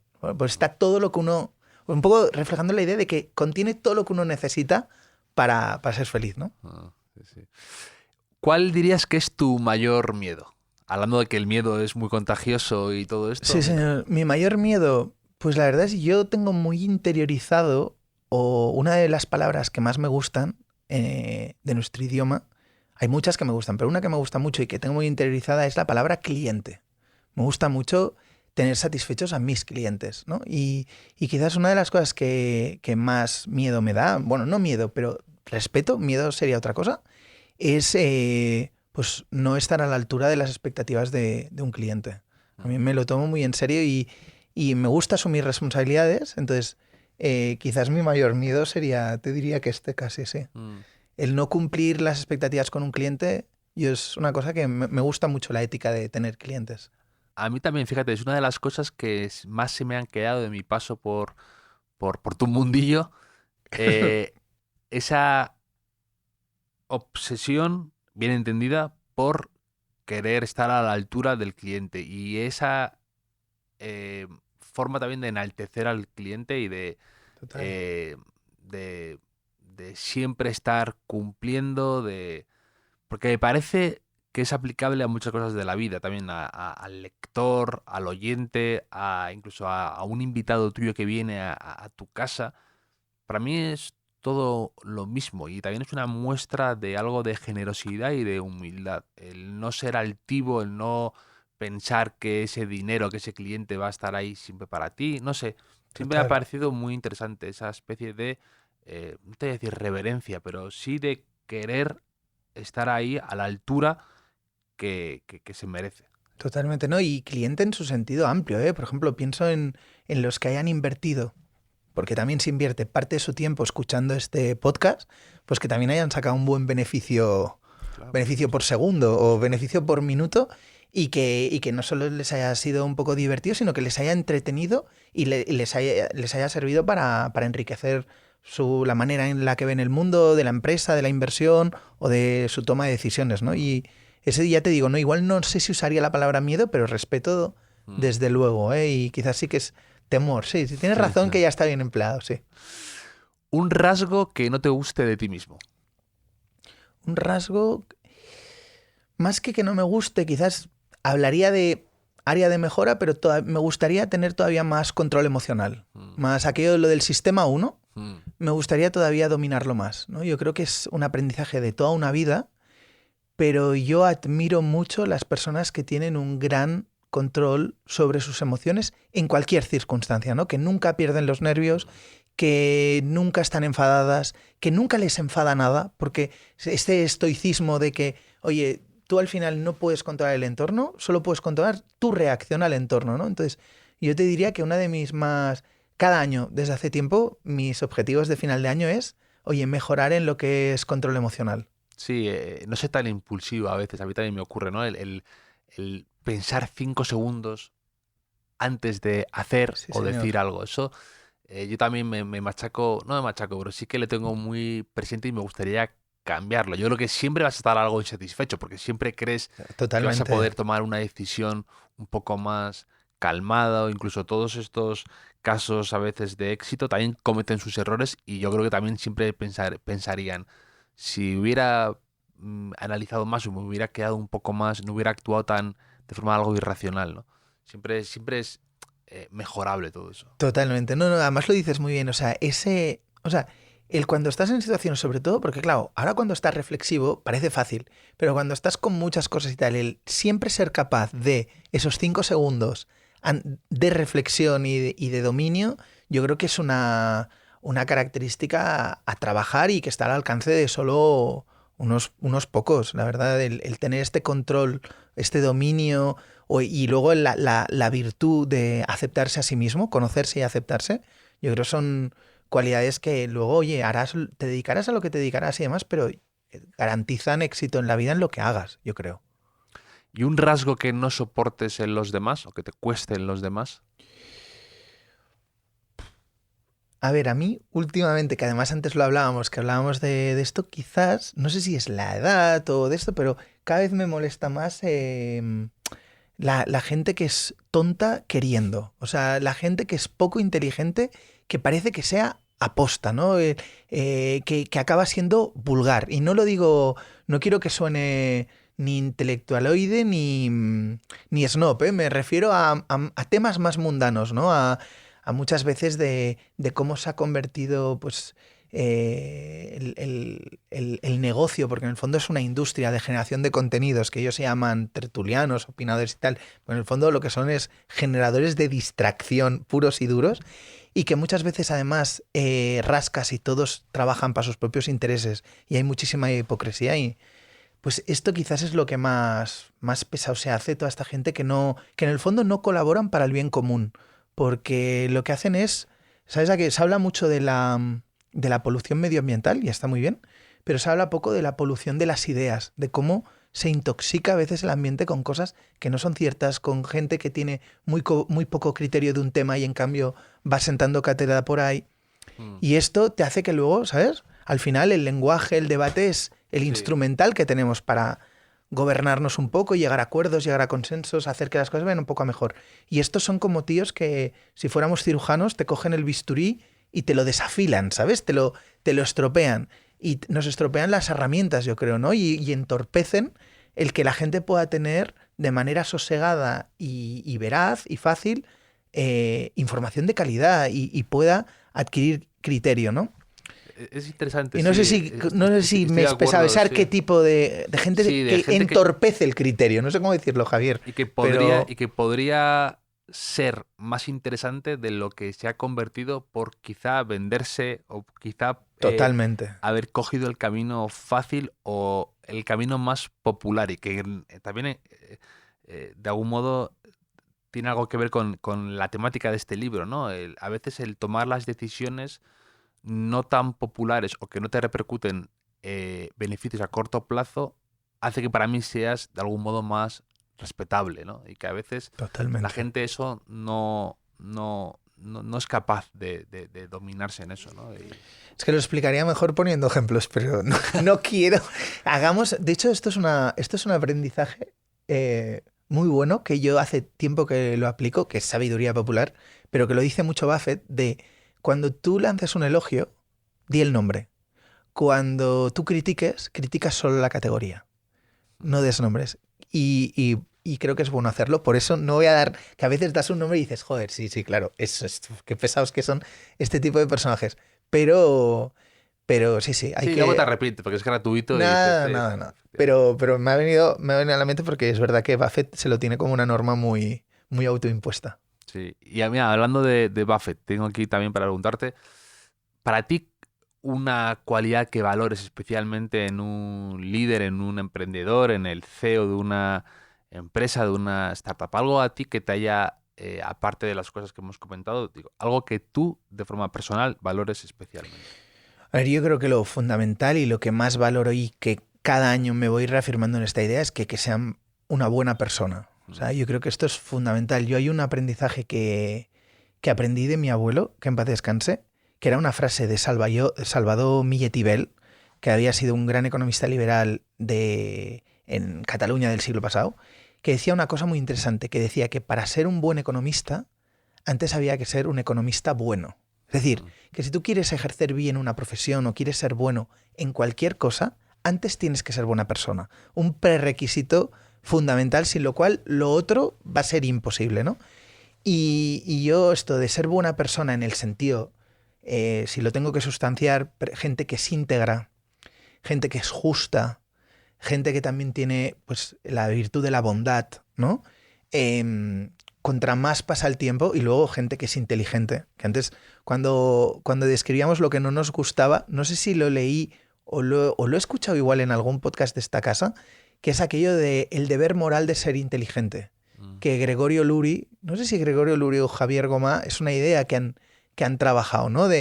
O sea, por eso decía, ¿qué no soportas? Es la gente que no es consciente que a veces ser inteligente es un deber moral, ¿no? Pues la integridad, el sentido, tener un sentido de justicia bien desarrollado, la bondad y la inteligencia, hacen que tú seas una buena persona, ¿no? Inteligencia no en el sentido del IQ, no, inteligencia más multidisciplinar, de inteligencia en todo su sentido, ¿no? Inteligencia emocional, inteligencia social. Sí. Que seas una persona que... Andrés Amorós también hablaba de eso, ¿no? La inteligencia natural a veces que se da. Claro, o sea, personas, sí. de que tú seas una persona de que cuando tú entras o interactúas con las cosas o con las personas, de esa interacción salen cosas buenas. Se crea valor, no se destruye. Hay gente, no se trata, ¿sabes? Hay gente que te rompe el vaso, pero lo equivalente al vaso también con un grupo de personas, da igual que sea una empresa o un grupo de amigos. ¡Pum! No sabes cómo, pero has roto el vaso, ¿no? Pues la gente que tiene la capacidad de que cada vez que interactúa con otros seres humanos o con cosas o con lo que sea, crea valor, es un gustazo. El poder estar cerca de esa gente es un gustazo, pero además tú te beneficias, ¿no? La economía a veces nos olvidamos de que es un juego de suma positiva. O sea, es de creación, es de adición, no es como... A veces vamos con la mentalidad esta de que si lo tienes tú no lo tengo yo. No.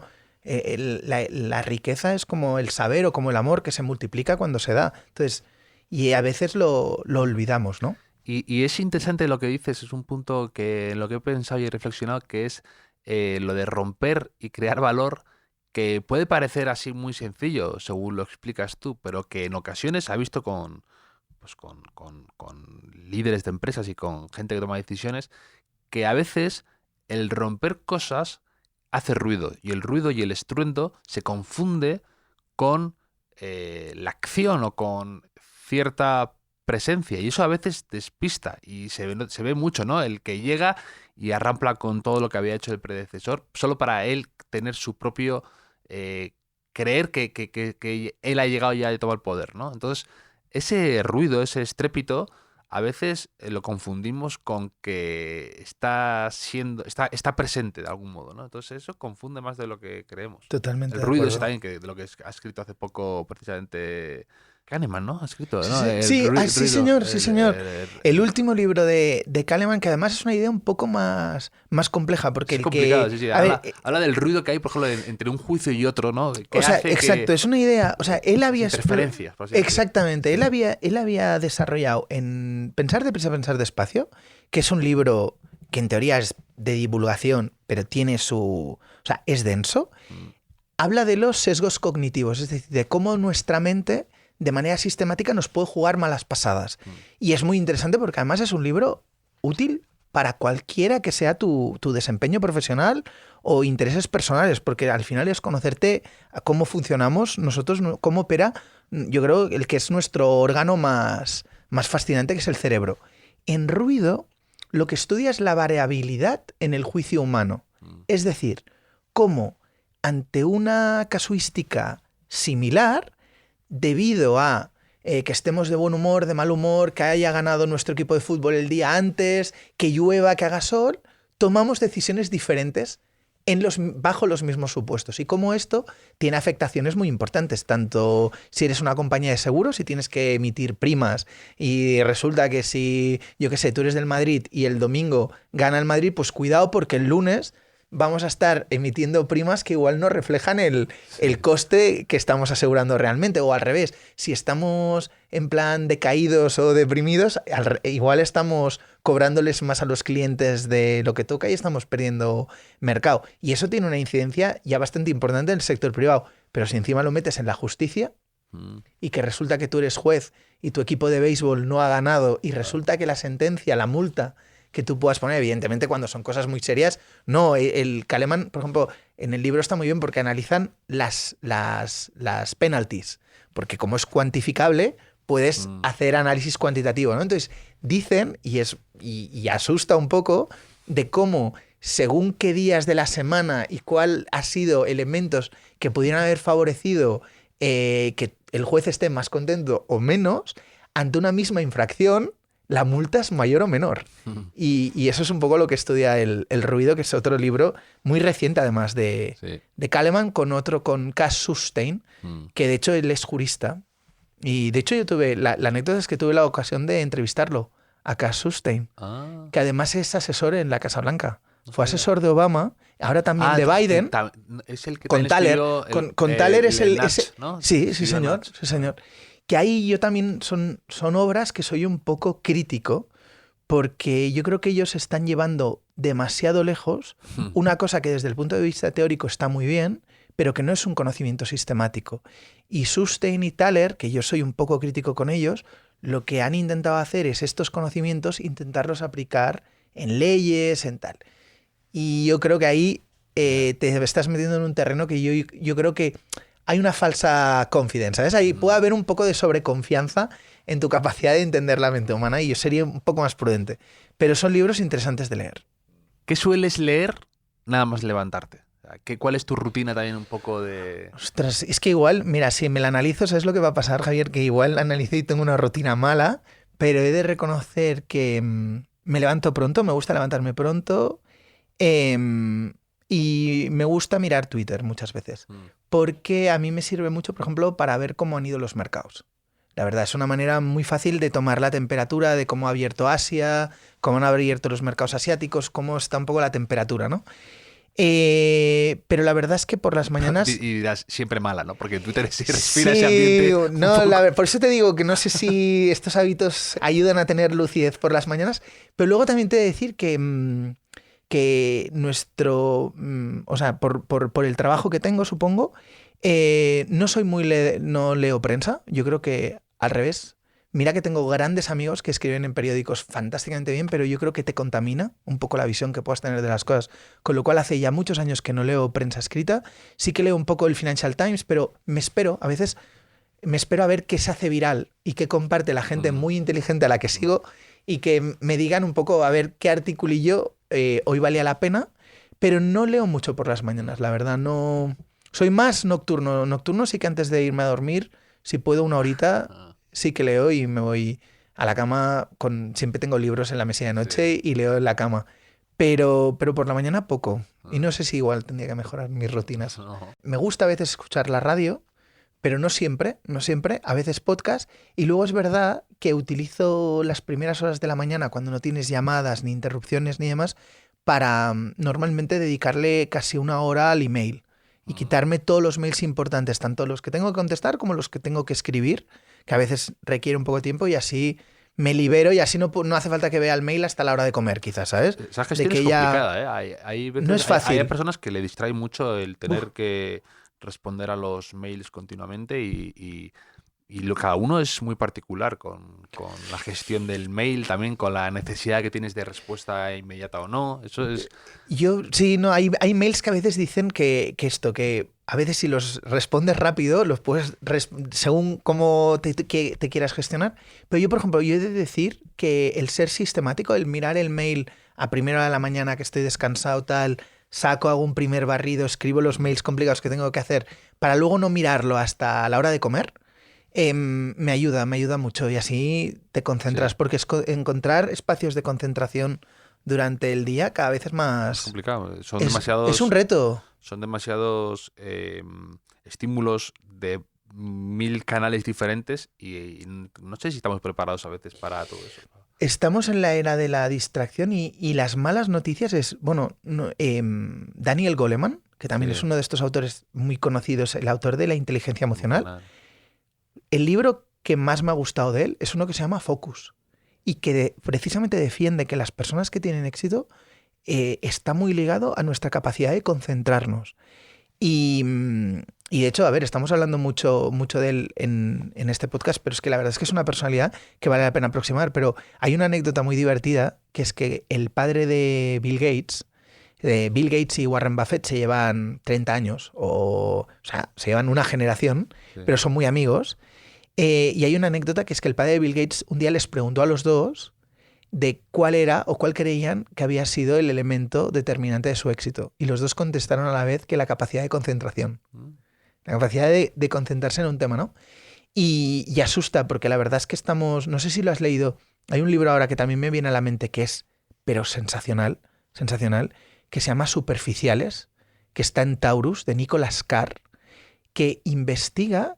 A mí, un libro que me apasionó y me abrió la mirada en muchos ámbitos. Creo que lo tengo reseñado, pero hace tiempo. Y básicamente Nicholas Carr investiga el efecto que tiene el hipertexto, es decir, el ir de clic en clic, sobre nuestra capacidad de luego leer en diagonal. O sea, ser capaz de cogerte 8 páginas y leerlas del tirón a renglón seguido, digiriendo ideas complejas.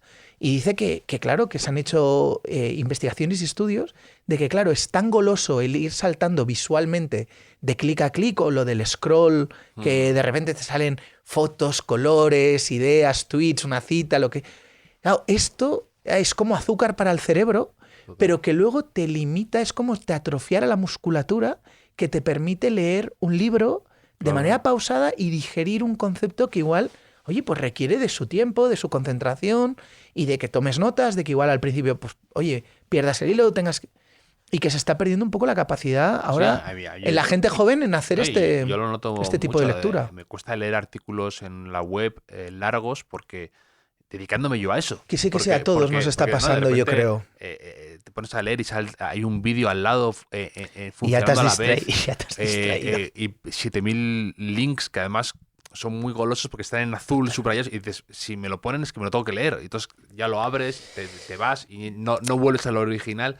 Es y está todo pensado. Yo ahora no sé dónde lo leí porque esto es un tema que a mí siempre me ha interesado, pero por ejemplo, el diseño del propio iPhone, el iPhone, la gente no lo sabe, pero está diseñado como se diseña un paquete de tabaco. Está diseñado para que lo toques, para que lo abras el máximo de número de veces al día. O sea, ya está pensado para que sea agradable al tacto, agradable a la vista, y que tengas la necesidad de todos, ¿no? De ir chequeando el móvil de tanto en cuanto porque te da un impacto, una gratificación instantánea muy alta. Está pensado para esto, para gratificarte instantáneamente con esas apps, tal. Pero claro, el coste no visto o no visible de todo esto es la pérdida de concentración, la interrupción continua que tienes. Y luego cómo actuamos la también distracción. como quien bosteza, ¿no? Si tú miras tu móvil, yo lo voy a mirar automáticamente porque se nos contagia eso enseguida. Sí. Totalmente. Hay que tener mucha disciplina. Bueno, de hecho,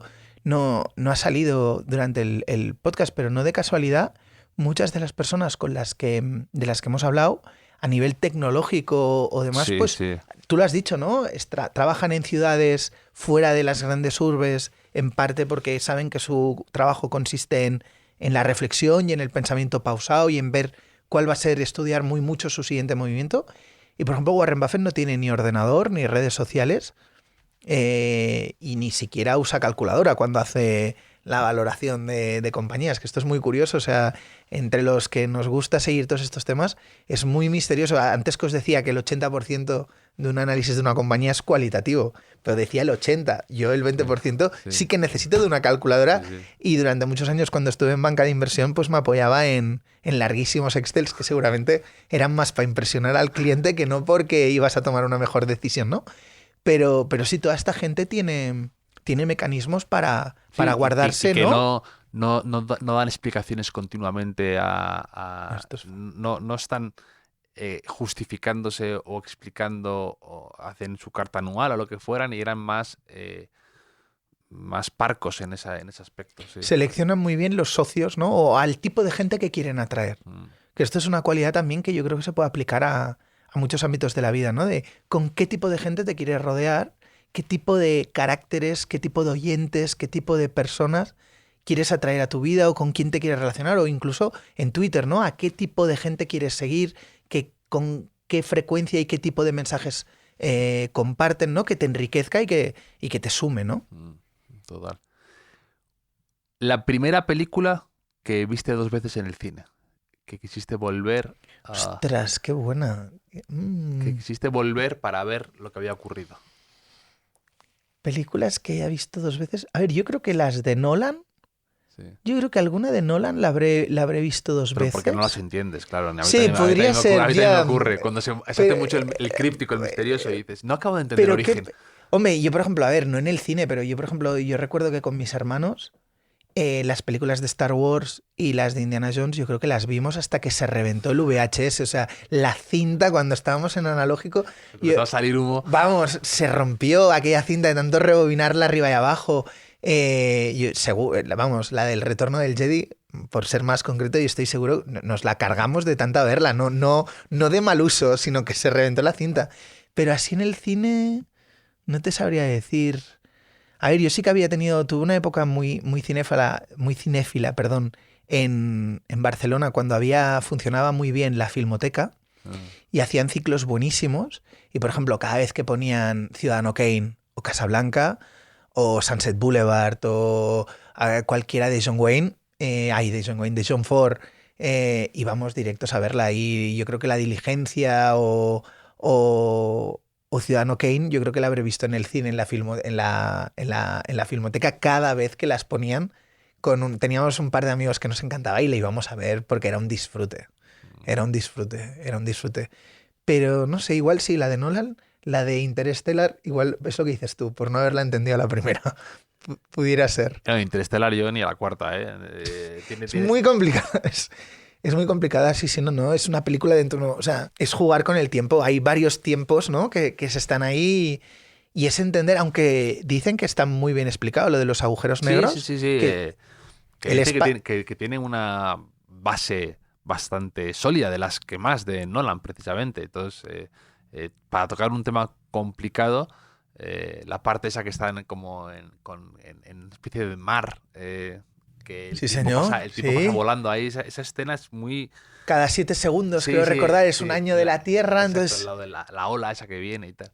Sí. Claro, según la gravedad, el tiempo también se mueve a una velocidad diferente, pero es verdad que te has de meter. No, y ahora también, mientras te escuchaba, otra película que además justamente es financiera, que he visto muchísimas veces, que yo creo que la fui a ver, no sé si la fui a ver 2 veces al cine, pero la hemos visto muchísimas veces, es La Gran Apuesta, que es un peliculón, exacto, Lewis. Y que la hemos visto con compañeros del trabajo y demás, que es muy divertida porque da, no sé cómo decírtelo, da mucho pie a Cineforum luego. Sí.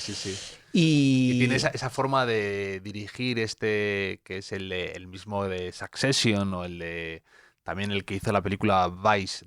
Es verdad, del director, ¿cómo se llama? ¿Jay McKay o...? Adam McKay. Adam McKay. Y es muy...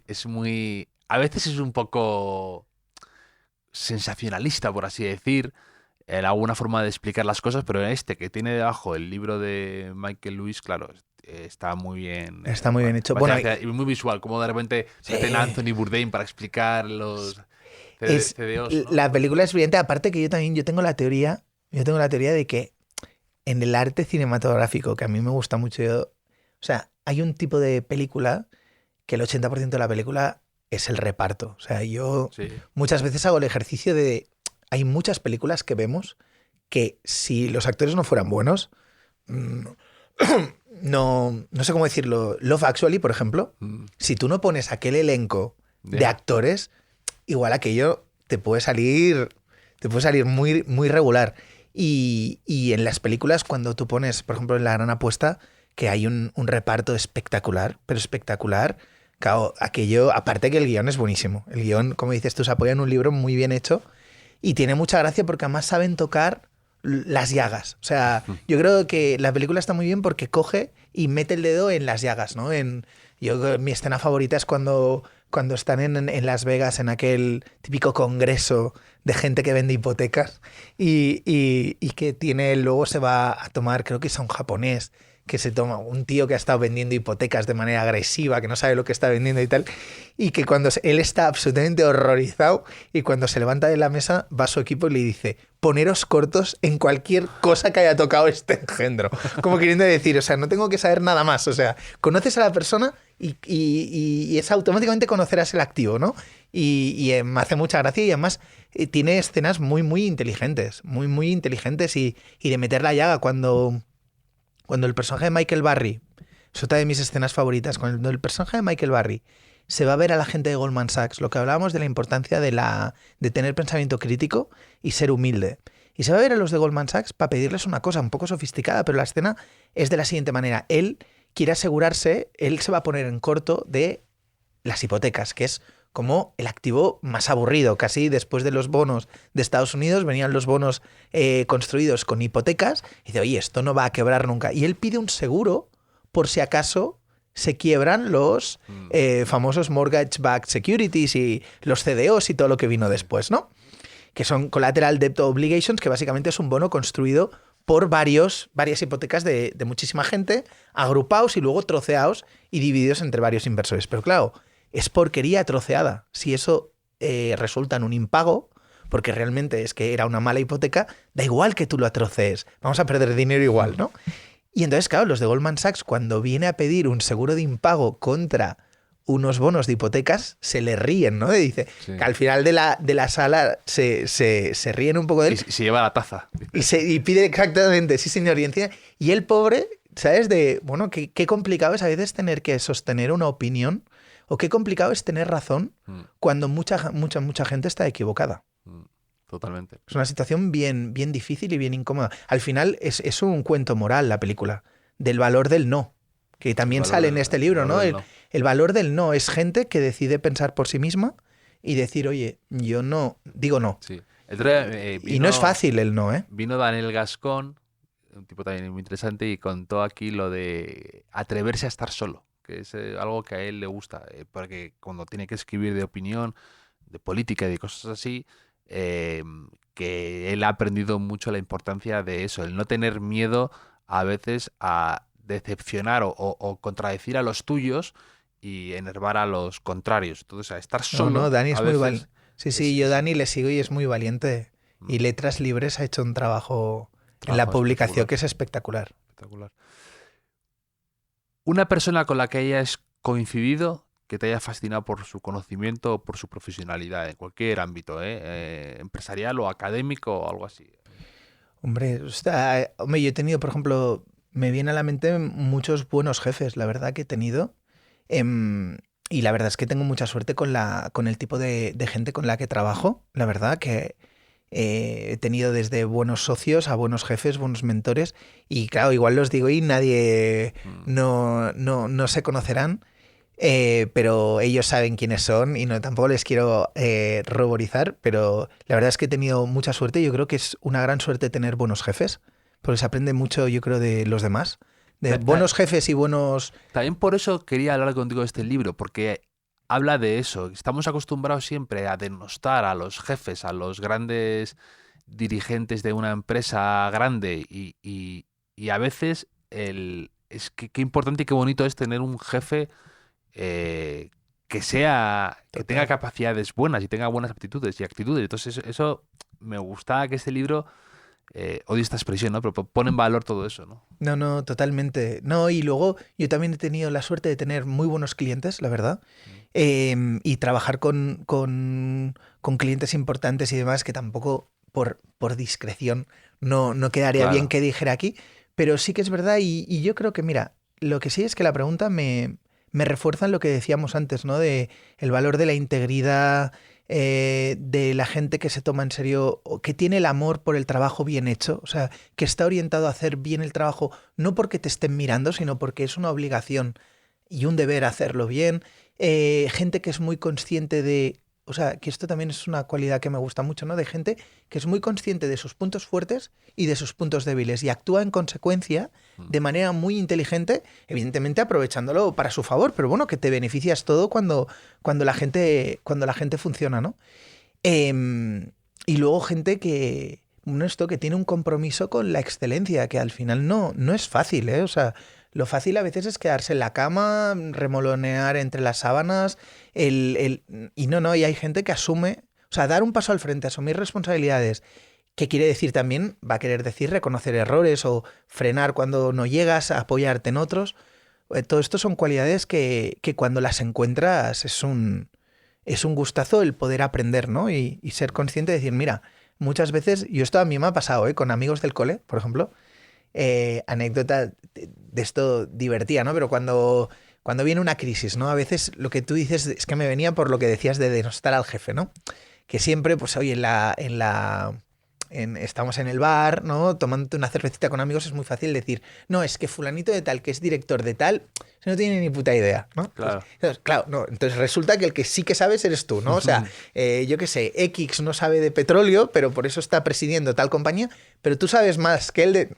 Entonces, yo creo caricaturizamos a veces ciertas sí. personas cuando evidentemente están a veces ahí por algo y que nos quedamos con 4 pinceladas. No, totalmente. Evidentemente hay gente que no sabe hacer bien su trabajo y que llega y que no sabemos cómo llegan, pero al revés. O sea, normalmente, en general, y sobre todo yo que, por ejemplo, trabajo con mucha empresa pequeña y mediana, con empresarios familiares que tienen sus compañías y demás, detrás de cada empresa yo creo que no somos conscientes la de horas que hay de poco, no sé cómo decírtelo, poco glamurosas, de cómo llega a ser de poco glamuroso el trabajo que hay detrás de cualquier persona que tiene éxito, ¿no? Que a veces igual nos quedamos solo con las 2 pinceladas de su vida que tienen un poco de glamour, que brillan un poco, yo que sé, un coche bonito, unas vacaciones tal, y en cambio no nos fijamos en todo lo poco glamuroso que tiene lo pesado, la resistencia que hay que tener a veces, la constancia,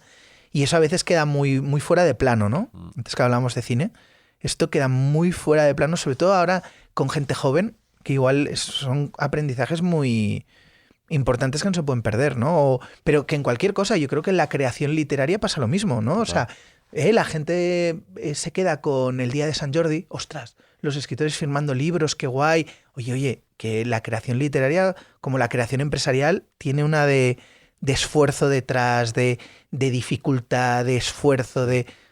Como lo del anuncio de compromiso. El anuncio este de Phelps, que es muy bonito, de Under Armour, de lo que haces en la oscuridad es lo que te pone en la luz, ¿no? Pues a veces son muchas horas en la oscuridad para poder brillar un instante fugaz en tu vida. ¿No? Y yo creo que los que tenéis la capacidad, por ejemplo, de producir un libro, que es un objeto además precioso, bueno, es una cosa de desgaste, de incluso volcarte las grandes obras de la literatura. El autor casi se ha volcado, su vida se ha desequilibrado y todo por ser capaz de destacar en un ámbito muy concreto, ha descuidado, ¿no? Muchas veces ha tenido que descuidar un montón de otras cosas para sacrificar y comprometerse con esa obra, ¿no? Total. Pero bueno, y es importante tenerlo presente, yo creo. Un sitio en el que te guste leer o escribir o tomar tus notas para tus reseñas, un sitio en el que te parezca particularmente inspirador o encuentras esa paz. Mira, me sale también así muy de manera espontánea, pero me gusta mucho donde veraneamos, que es un pueblecito de la Costa Brava, que se llama Llafranc, y me encanta, la verdad. Me encanta sentarme. Hay un típico pueblo de pescadores con su pequeño puerto, con una playa, donde solo hay 3-4 cafés para desayunar, con lo cual tampoco hay que pensar mucho. Y ahí te lees tus tochos de mercados financieros. Exactamente, y además el contraste me encanta. Política económica. Totalmente, además nos conocemos y en el grupo de amigos también me lo señalan. Mira, ya está Luis aquí, pero sí, bajo con 3-4 libros, que además gusta a veces, ¿no? De poder escoger en el último minuto qué quieres leer. Luego tú sabes un montón, ¿no? De China, además, creo, ¿no? Bueno, yo hice mi intercambio allí, que fue una suerte. Yo estudié, creo que como tú, Ade, ¿no? Los dos somos de mismos orígenes y yo tuve la suerte, porque la verdad fue una suerte de que justo en mi año, cuando me tocaba hacer el último año que lo hacíamos fuera, era el primer año que en mi universidad tenían una plaza de intercambio con China. ¿Y aquí te fuiste? El primer año. No, yo tenía clarísimo que mi racional era, me voy a ir al sitio más lejos que pueda. Ese era mi racional. Yo me acuerdo que mis padres, era buen estudiante, tenía relativamente buenas notas y me podía haber ido a Nueva York o a Boston, que en el mundo de mis padres era como, ostras, hijo, te estamos pagando estos estudios. ¿Quieres decir? Mi madre, además, súper discretos los dos, de no querer coaccionar tu espacio de libertad que se va marcando en aquellos años. Pero ¿no quieres decir que en Boston o en Nueva York igual no hay mejores universidades y tal? No, me quiero ir a China. Total, resultó, yo me acuerdo que hasta hablé con la subdirectora de mi universidad entonces, porque me decía, oye Luis, ves con los ojos bien abiertos a ver si este intercambio lo tenemos que ampliar, porque solo hay una plaza. Eres una cobaya. Y te vas tú solo. Esto era el 2006, o sea, me fui a Pekín y resultó que me fui a una de las 2 universidades más importantes que hay en China, que es la Universidad de Tsinghua, que es donde estuve yo, que tiene fama de ser más técnica, es un poco el MIT de China, y es donde estudió Xi Jinping, que es ingeniero civil, y estudió allí, y todos los protagonistas de las reformas económicas de China han estado estudiando en esta universidad, y luego en la Universidad de Pekín, que estaba justo al lado, ¿no? Entonces tuve a profesores que habían participado directamente en las reformas económicas del país. Yo estuve 6 meses allí y me acuerdo que las 2 veces que Hank Paulson, que entonces era secretario del Tesoro americano, vino a China de viaje para presionar entonces a los chinos para que devaluaran su moneda, los 2 viajes que hizo, luego se vino a Tsinghua a darnos una charla. Y lo recuerdo, estuvo por ahí, pasó Stiglitz. Antes del podcast que hablábamos ¿Stiglitz cuando molaba?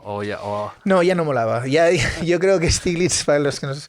No, pobre. Mira que yo me lo encontré en Nueva York un día, paseando, anecdótico, nada, por Central Park, aquello que te encuentras a un famoso yendo a Nueva York. Y le reconocí. Y el tío flipó de que un tío de Barcelona le reconociera caminando por Central Park, que nos hicimos una foto y demás. Pero me acuerdo, por ejemplo, que antes hablábamos del Niall Ferguson, Sí. que ha escrito luego sobre China en Civilization. De las pocas personas que cita en su libro Civilización, es el que a mí me dio clase de economía. David Lee, que luego ha salido en un debate que está en YouTube muy famoso, en el que está Kissinger, David Lee y Niall Ferguson discutiendo sobre los desarrollos de China, y la verdad es que fue una experiencia muy buena. Y al volver, bueno, aproveché, Sí. ¿no? De que es una realidad todavía hoy un poco opaca, ¿no? Todo lo que nos llega de Sí, eso de lo decía, China. Eso precisamente lo decía Kissinger, ¿no? Que decía que él había hablado con alguien en China, un mandatario, que le había dicho, no, pues la Revolución Francesa. El mandatario Esta chino anécdota es muy buena. le dijo, eso para nosotros ha sido antes de ayer. Como... Esta anécdota, pero ¿sabes lo que ha pasado, no, con esta anécdota? Esta anécdota, que es muy buena, que inicialmente se asoció a que, porque esto fue con Zhou Enlai, ¿vale? Que había sido el premier de Mao. Y se había utilizado en muchísimos libros para decir, joder, los chinos, ¿cómo piensan a largo plazo? Es decir, Kissinger les pregunta, oye, ¿qué te parece la Revolución Francesa? Estamos en el año 70, dices, coño, todavía no te has formado una opinión de tal. Y lo que pasó es que fue un error de traducción, Ah, sí. porque no se refirió, o sea, él pensó que no se refería a la Revolución Francesa, sino que se refería a los hechos de mayo del 68 en París. Vale. Y por eso, claro, estamos en el año 70, 71, sí que es verdad que, oye, tiene cierta prudencia cuando te preguntan, oye, ¿cuál crees que van a ser las consecuencias de los eventos de mayo del 68? Hombre, pongas un poco, ya no... Se desmitifica un poco. Claro. Esto me acuerdo que Pero hay esto es como lo de Liberty Balance, ¿no? Imprime la leyenda, ¿no? Pues... Totalmente, el mito ya está creado y ya vuela. Pero esto creo que lo hablé...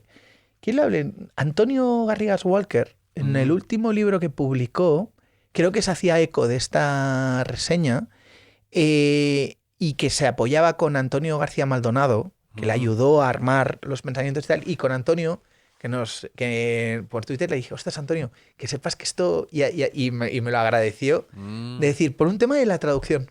Qué Lo cual interesante. es una moraleja también interesante, esto de la traducción, de que no la literal, sino con China no solo necesitas un traductor, Efectivamente, necesitas un traductor mental. No es solo del idioma, Claro. es la mentalidad. Que yo siempre lo he dicho, yo había dado clases sobre China, sobre este tema, y a mis alumnos les decía que China no era un país, que China era una manera de pensar. Que esto lo saqué mucho y me ayudó mucho, que sé que tú también le tienes mucho cariño a Luis Racionero, que es un gran experto y que su libro Oriente y Occidente, yo creo que es de lo mejorcito que se ha escrito para entender el pensamiento chino, ¿no? Y esto se lo decía porque, y les ponía el ejemplo de que pensar que los chinos no tienen alfabeto.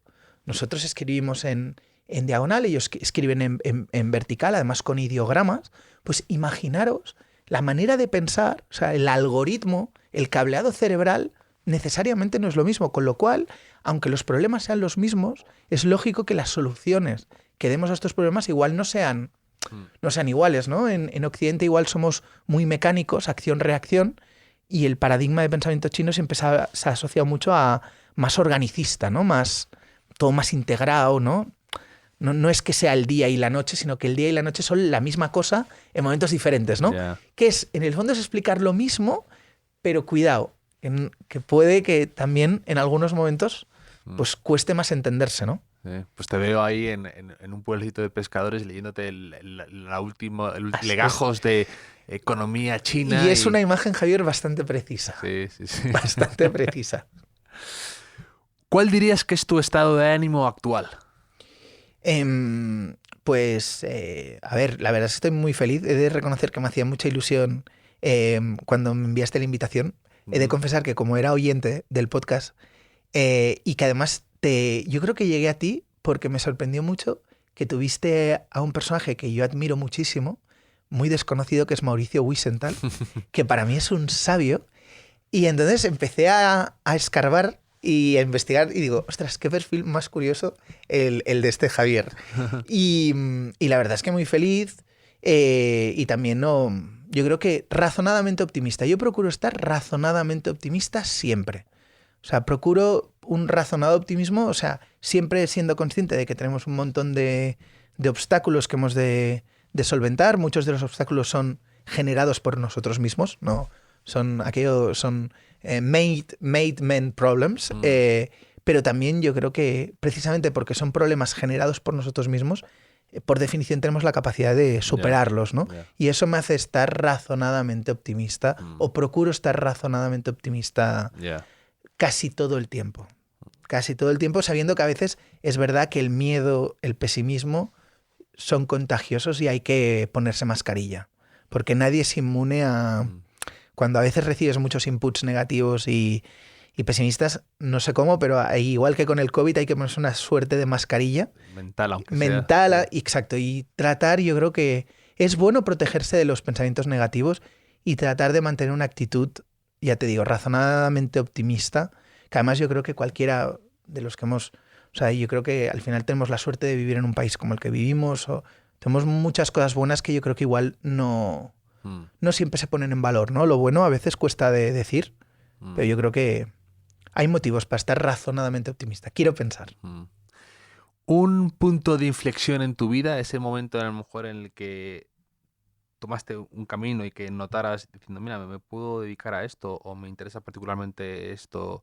Bueno, a lo mejor lo de empezar a escribir también es un punto de inflexión de algún modo. Sí, a ver, un punto de inflexión, por ejemplo, fue justamente el decidir el intercambio en China, la verdad. Yo creo porque además de ahí también salió lo del libro. Publiqué un libro a raíz de todo esto, porque al final, cuando volví a España... ¿Cómo se llamaba el libro? ¿El dragón? El despertar de China. El despertar de China, sí. Algo... Que creo que ya no está disponible, tendría que reeditarlo. Sí, se ha convertido en objeto de deseo. Pero yo creo que fue una edición. Tampoco, no sé si editamos como 1500 libros y ahora ya no se encuentran, pero justamente fue mi trabajo de final de carrera, que lo saqué también right moment, right place, porque era un momento en el 2008, fueron las Olimpiadas, claro. Y hubo una eclosión de interés por China, y entonces me acuerdo que entonces el que había sido presidente luego fue presidente de la COE, pero que entonces era presidente de Foment del Treball, Juan Rosell, se leyó, porque yo lo circulé entre gente que creía que le podía ser de interés, y fue él el que me propuso de, oye, ¿por qué no lo traducimos al castellano? Le das un toque un poco más narrativo. Fue el consejo que me dio en una llamada de 60 segundos. Que no se vea tan paper económico. ¿Y por qué no te atreves a publicarlo? Y la verdad es que después de eso también me salió la oportunidad también de escribir reseñas. O sea que fue un punto de inflexión. Y luego quizás diría, hombre, más reciente, pero el momento en el que decidí dejar banca de inversión y consultoría y ponerme por mi cuenta en más temas de bolsa, yo creo que también ha sido un punto de inflexión. Y luego, bueno, yo me casé hace 6 años y también, si no lo digo, en casa voy a estar una temporada durmiendo en el sofá. Pero la verdad es que... Tanto China, Totalmente, y tanto libro y tal, y van a salir los libros por la ventana.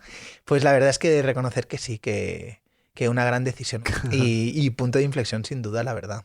Para bien. O sea que... Pues tienes que retomar esos proyectos que has comentado antes someramente de escribir, así que tienes que... Es que lo del escribir, por eso soy tan consciente y siento una admiración profunda por cualquiera que es capaz de producir un libro. De hecho, en mis reseñas ya ves que son todas positivas, y muchas veces la gente te escribe en Twitter y te dice, oye Luis, pero dime algún libro que no te haya gustado. Y yo pienso, ostras, me cuesta mucho porque digo, prefiero no, si no me gusta no hago reseña. Claro. Un poco la política que decías antes de Buffett, ¿no? De el elogio lo menciono y lo personalizo. Totalmente. Y lo que no, y sospechas... Y luego hago una cosa, a ver a ti qué te parece, porque es una norma autoimpuesta mía que me sirve, ¿no? Que es cuando veo que hay un autor que sí que ha tenido mucho éxito, entonces sí que, si no me ha gustado el libro, pues me atrevo a criticarlo, ¿no? Claro, en plan... Por ejemplo, de los pocos libros que me he atrevido a criticar, pues un poco lo de Thaler, algunas cosas de Thaler que, claro, oye, es un Nobel de Economía, no se puede enfadar porque nadie le haga un poco de crítica. Por ejemplo, ahora que le han dado el Nobel a Bernanke, Los libros de Bernanke sobre la crisis del 29 son muy malos, muy malos, muy malos, muy flojos. Y mira que hay estudios sólidos sobre lo que pasó en el 29 y de hecho parte de esta incomprensión real en la gestación de la burbuja, sobre todo porque Bernanke sabe cómo solucionar una depresión, pero no sabe cómo se gestaba, ¿no? Es lo que nos llevó al gran descuido en la supervisión del sistema bancario, que casi se nos lleva a todos por delante, y ahora le han dado el Nobel. O, por ejemplo, el celebrísimo, que a mí me parece muy flojete, el de Sapiens, de Harari, que sobre todo porque el libro está muy bien, pero si el libro te has leído antes, Jared Diamond, que de hecho Sí, su... de Armas, Gérmenes... Por ejemplo, que es un librazo, ¿Cómo que se es llama? Armas, Gérmenes y Acero. Eh, Y que de hecho él es alumno de él, ostras, pues lo que explica no va más allá y en cambio sí que comete unos errores de bulto muy gordos, porque por ejemplo no entiende la revolución agrícola, no entiende que la revolución agrícola te permite el excedente, es decir, generar ahorro. Él lo ve como una tragedia, que a partir de la revolución agrícola, como se genera un excedente, empiezan las guerras por la lucha por ese excedente. Pero él no es consciente de que, oye, idealiza ese estadio de el hombre como recolector, cazador-recolector, que es que era una vida, o sea, tú imagínate la precariedad de tener que ir produciendo y consumiendo al día. Y que en el fondo nosotros nos podemos dedicar a cosas tan bonitas como el estudio de la antropología o la literatura, precisamente porque hay un montón de excedente y gente que puede producir en exceso y podemos gastarnos cosas no comiendo y sí en libros. Y entonces, claro, alguien que vive así, me pareció un poco, ¿no? Algo yo que igual desde el punto de vista economista, de economía, y como ha vendido tantos libros, pues me atreví un poco a disentir y criticar. Creo que son, te he dicho, los 3 libros que he criticado en los últimos 10 años en Twitter, no más. Y para acabar, un lema que tengas en la vida, una idea, que tengas un consejo que alguien te dio, que tú tengas como mantra. Bueno, antes has dicho lo del economista bueno y el buen economista, ¿no? Sí, es un buen código el intentarlo, ¿eh? Porque conseguirlo sería muy fatuo pretender, pero el intentar ser buena persona yo creo que es un código importante. No, y luego siempre, por ejemplo, a mí, así más de, no tanto personal, pero para glosar 2 palabras que me gustan es propiedad y libertad, ¿no? De propiedad, libertad, empresa, cliente, ¿no? Un poco yo, por ejemplo, es que cuando me has dicho esto, me viene a la memoria un cliente que me sedujo para un proyecto que era muy complicado, muy, muy complicado, y que me sedujo justamente la frase de que me dijo, mira, esto es nuestro dinero, esto es un grupo familiar, dice, nuestro dinero está para crear riqueza y empleo. Y yo digo, ostras, cuando me empezó a hablar así, digo, ostras, ostras, aquí ya, esto merece... Antes tenías mi curiosidad, ahora tienes mi atención. Exactamente, como exactamente, Django. Javier, esto merece atención, ¿no? Pero no tengo así, no soy tampoco de mucho así, mi escudo de armas sería muy aburrido. Si tuviéramos que tener escudo de armas y lema y todo esto, tendría que diseñarlo desde cero, porque no... Pero sí que es verdad que esto mira, me has hecho que un fogonazo a la cabeza, que sí que me gustó, ¿no? La responsabilidad de que, un poco como en la parábola de los talentos, ¿no? Que es muy curioso, en el Evangelio de Lucas, es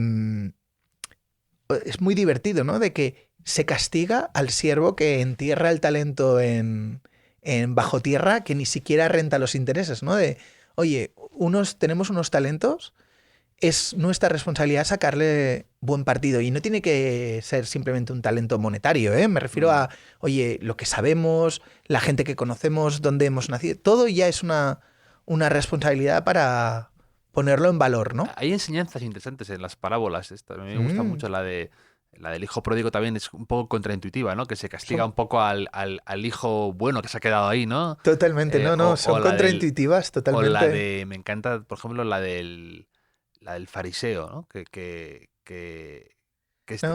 se castiga, trae entre comillas, al que está en primera fila diciendo, porque yo soy bueno, no me permita ser como este pecador.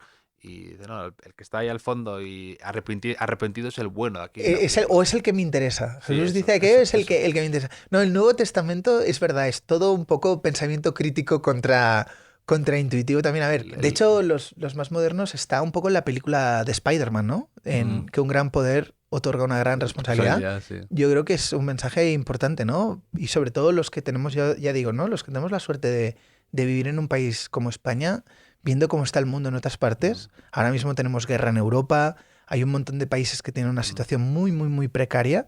Ostras, el poder disfrutar de la estabilidad, incluso física, ¿no? Aquí en España, aparte, hemos tenido ¿cómo se llama? El terremoto aquel que hubo en Lorca.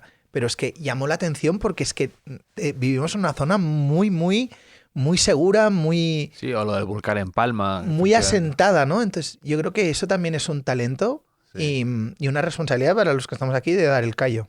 No me esperaba que al final tus últimas referencias fueran San Lucas y Spider-Man. Me ha gustado. Has visto, ¿eh? Has visto. Caja de sorpresas, pero son buenas lecturas. Mira, son buenas lecturas. Aparte que tiene un componente financiero que nos gusta mucho, ¿eh? La parábola de los talentos a los financieros.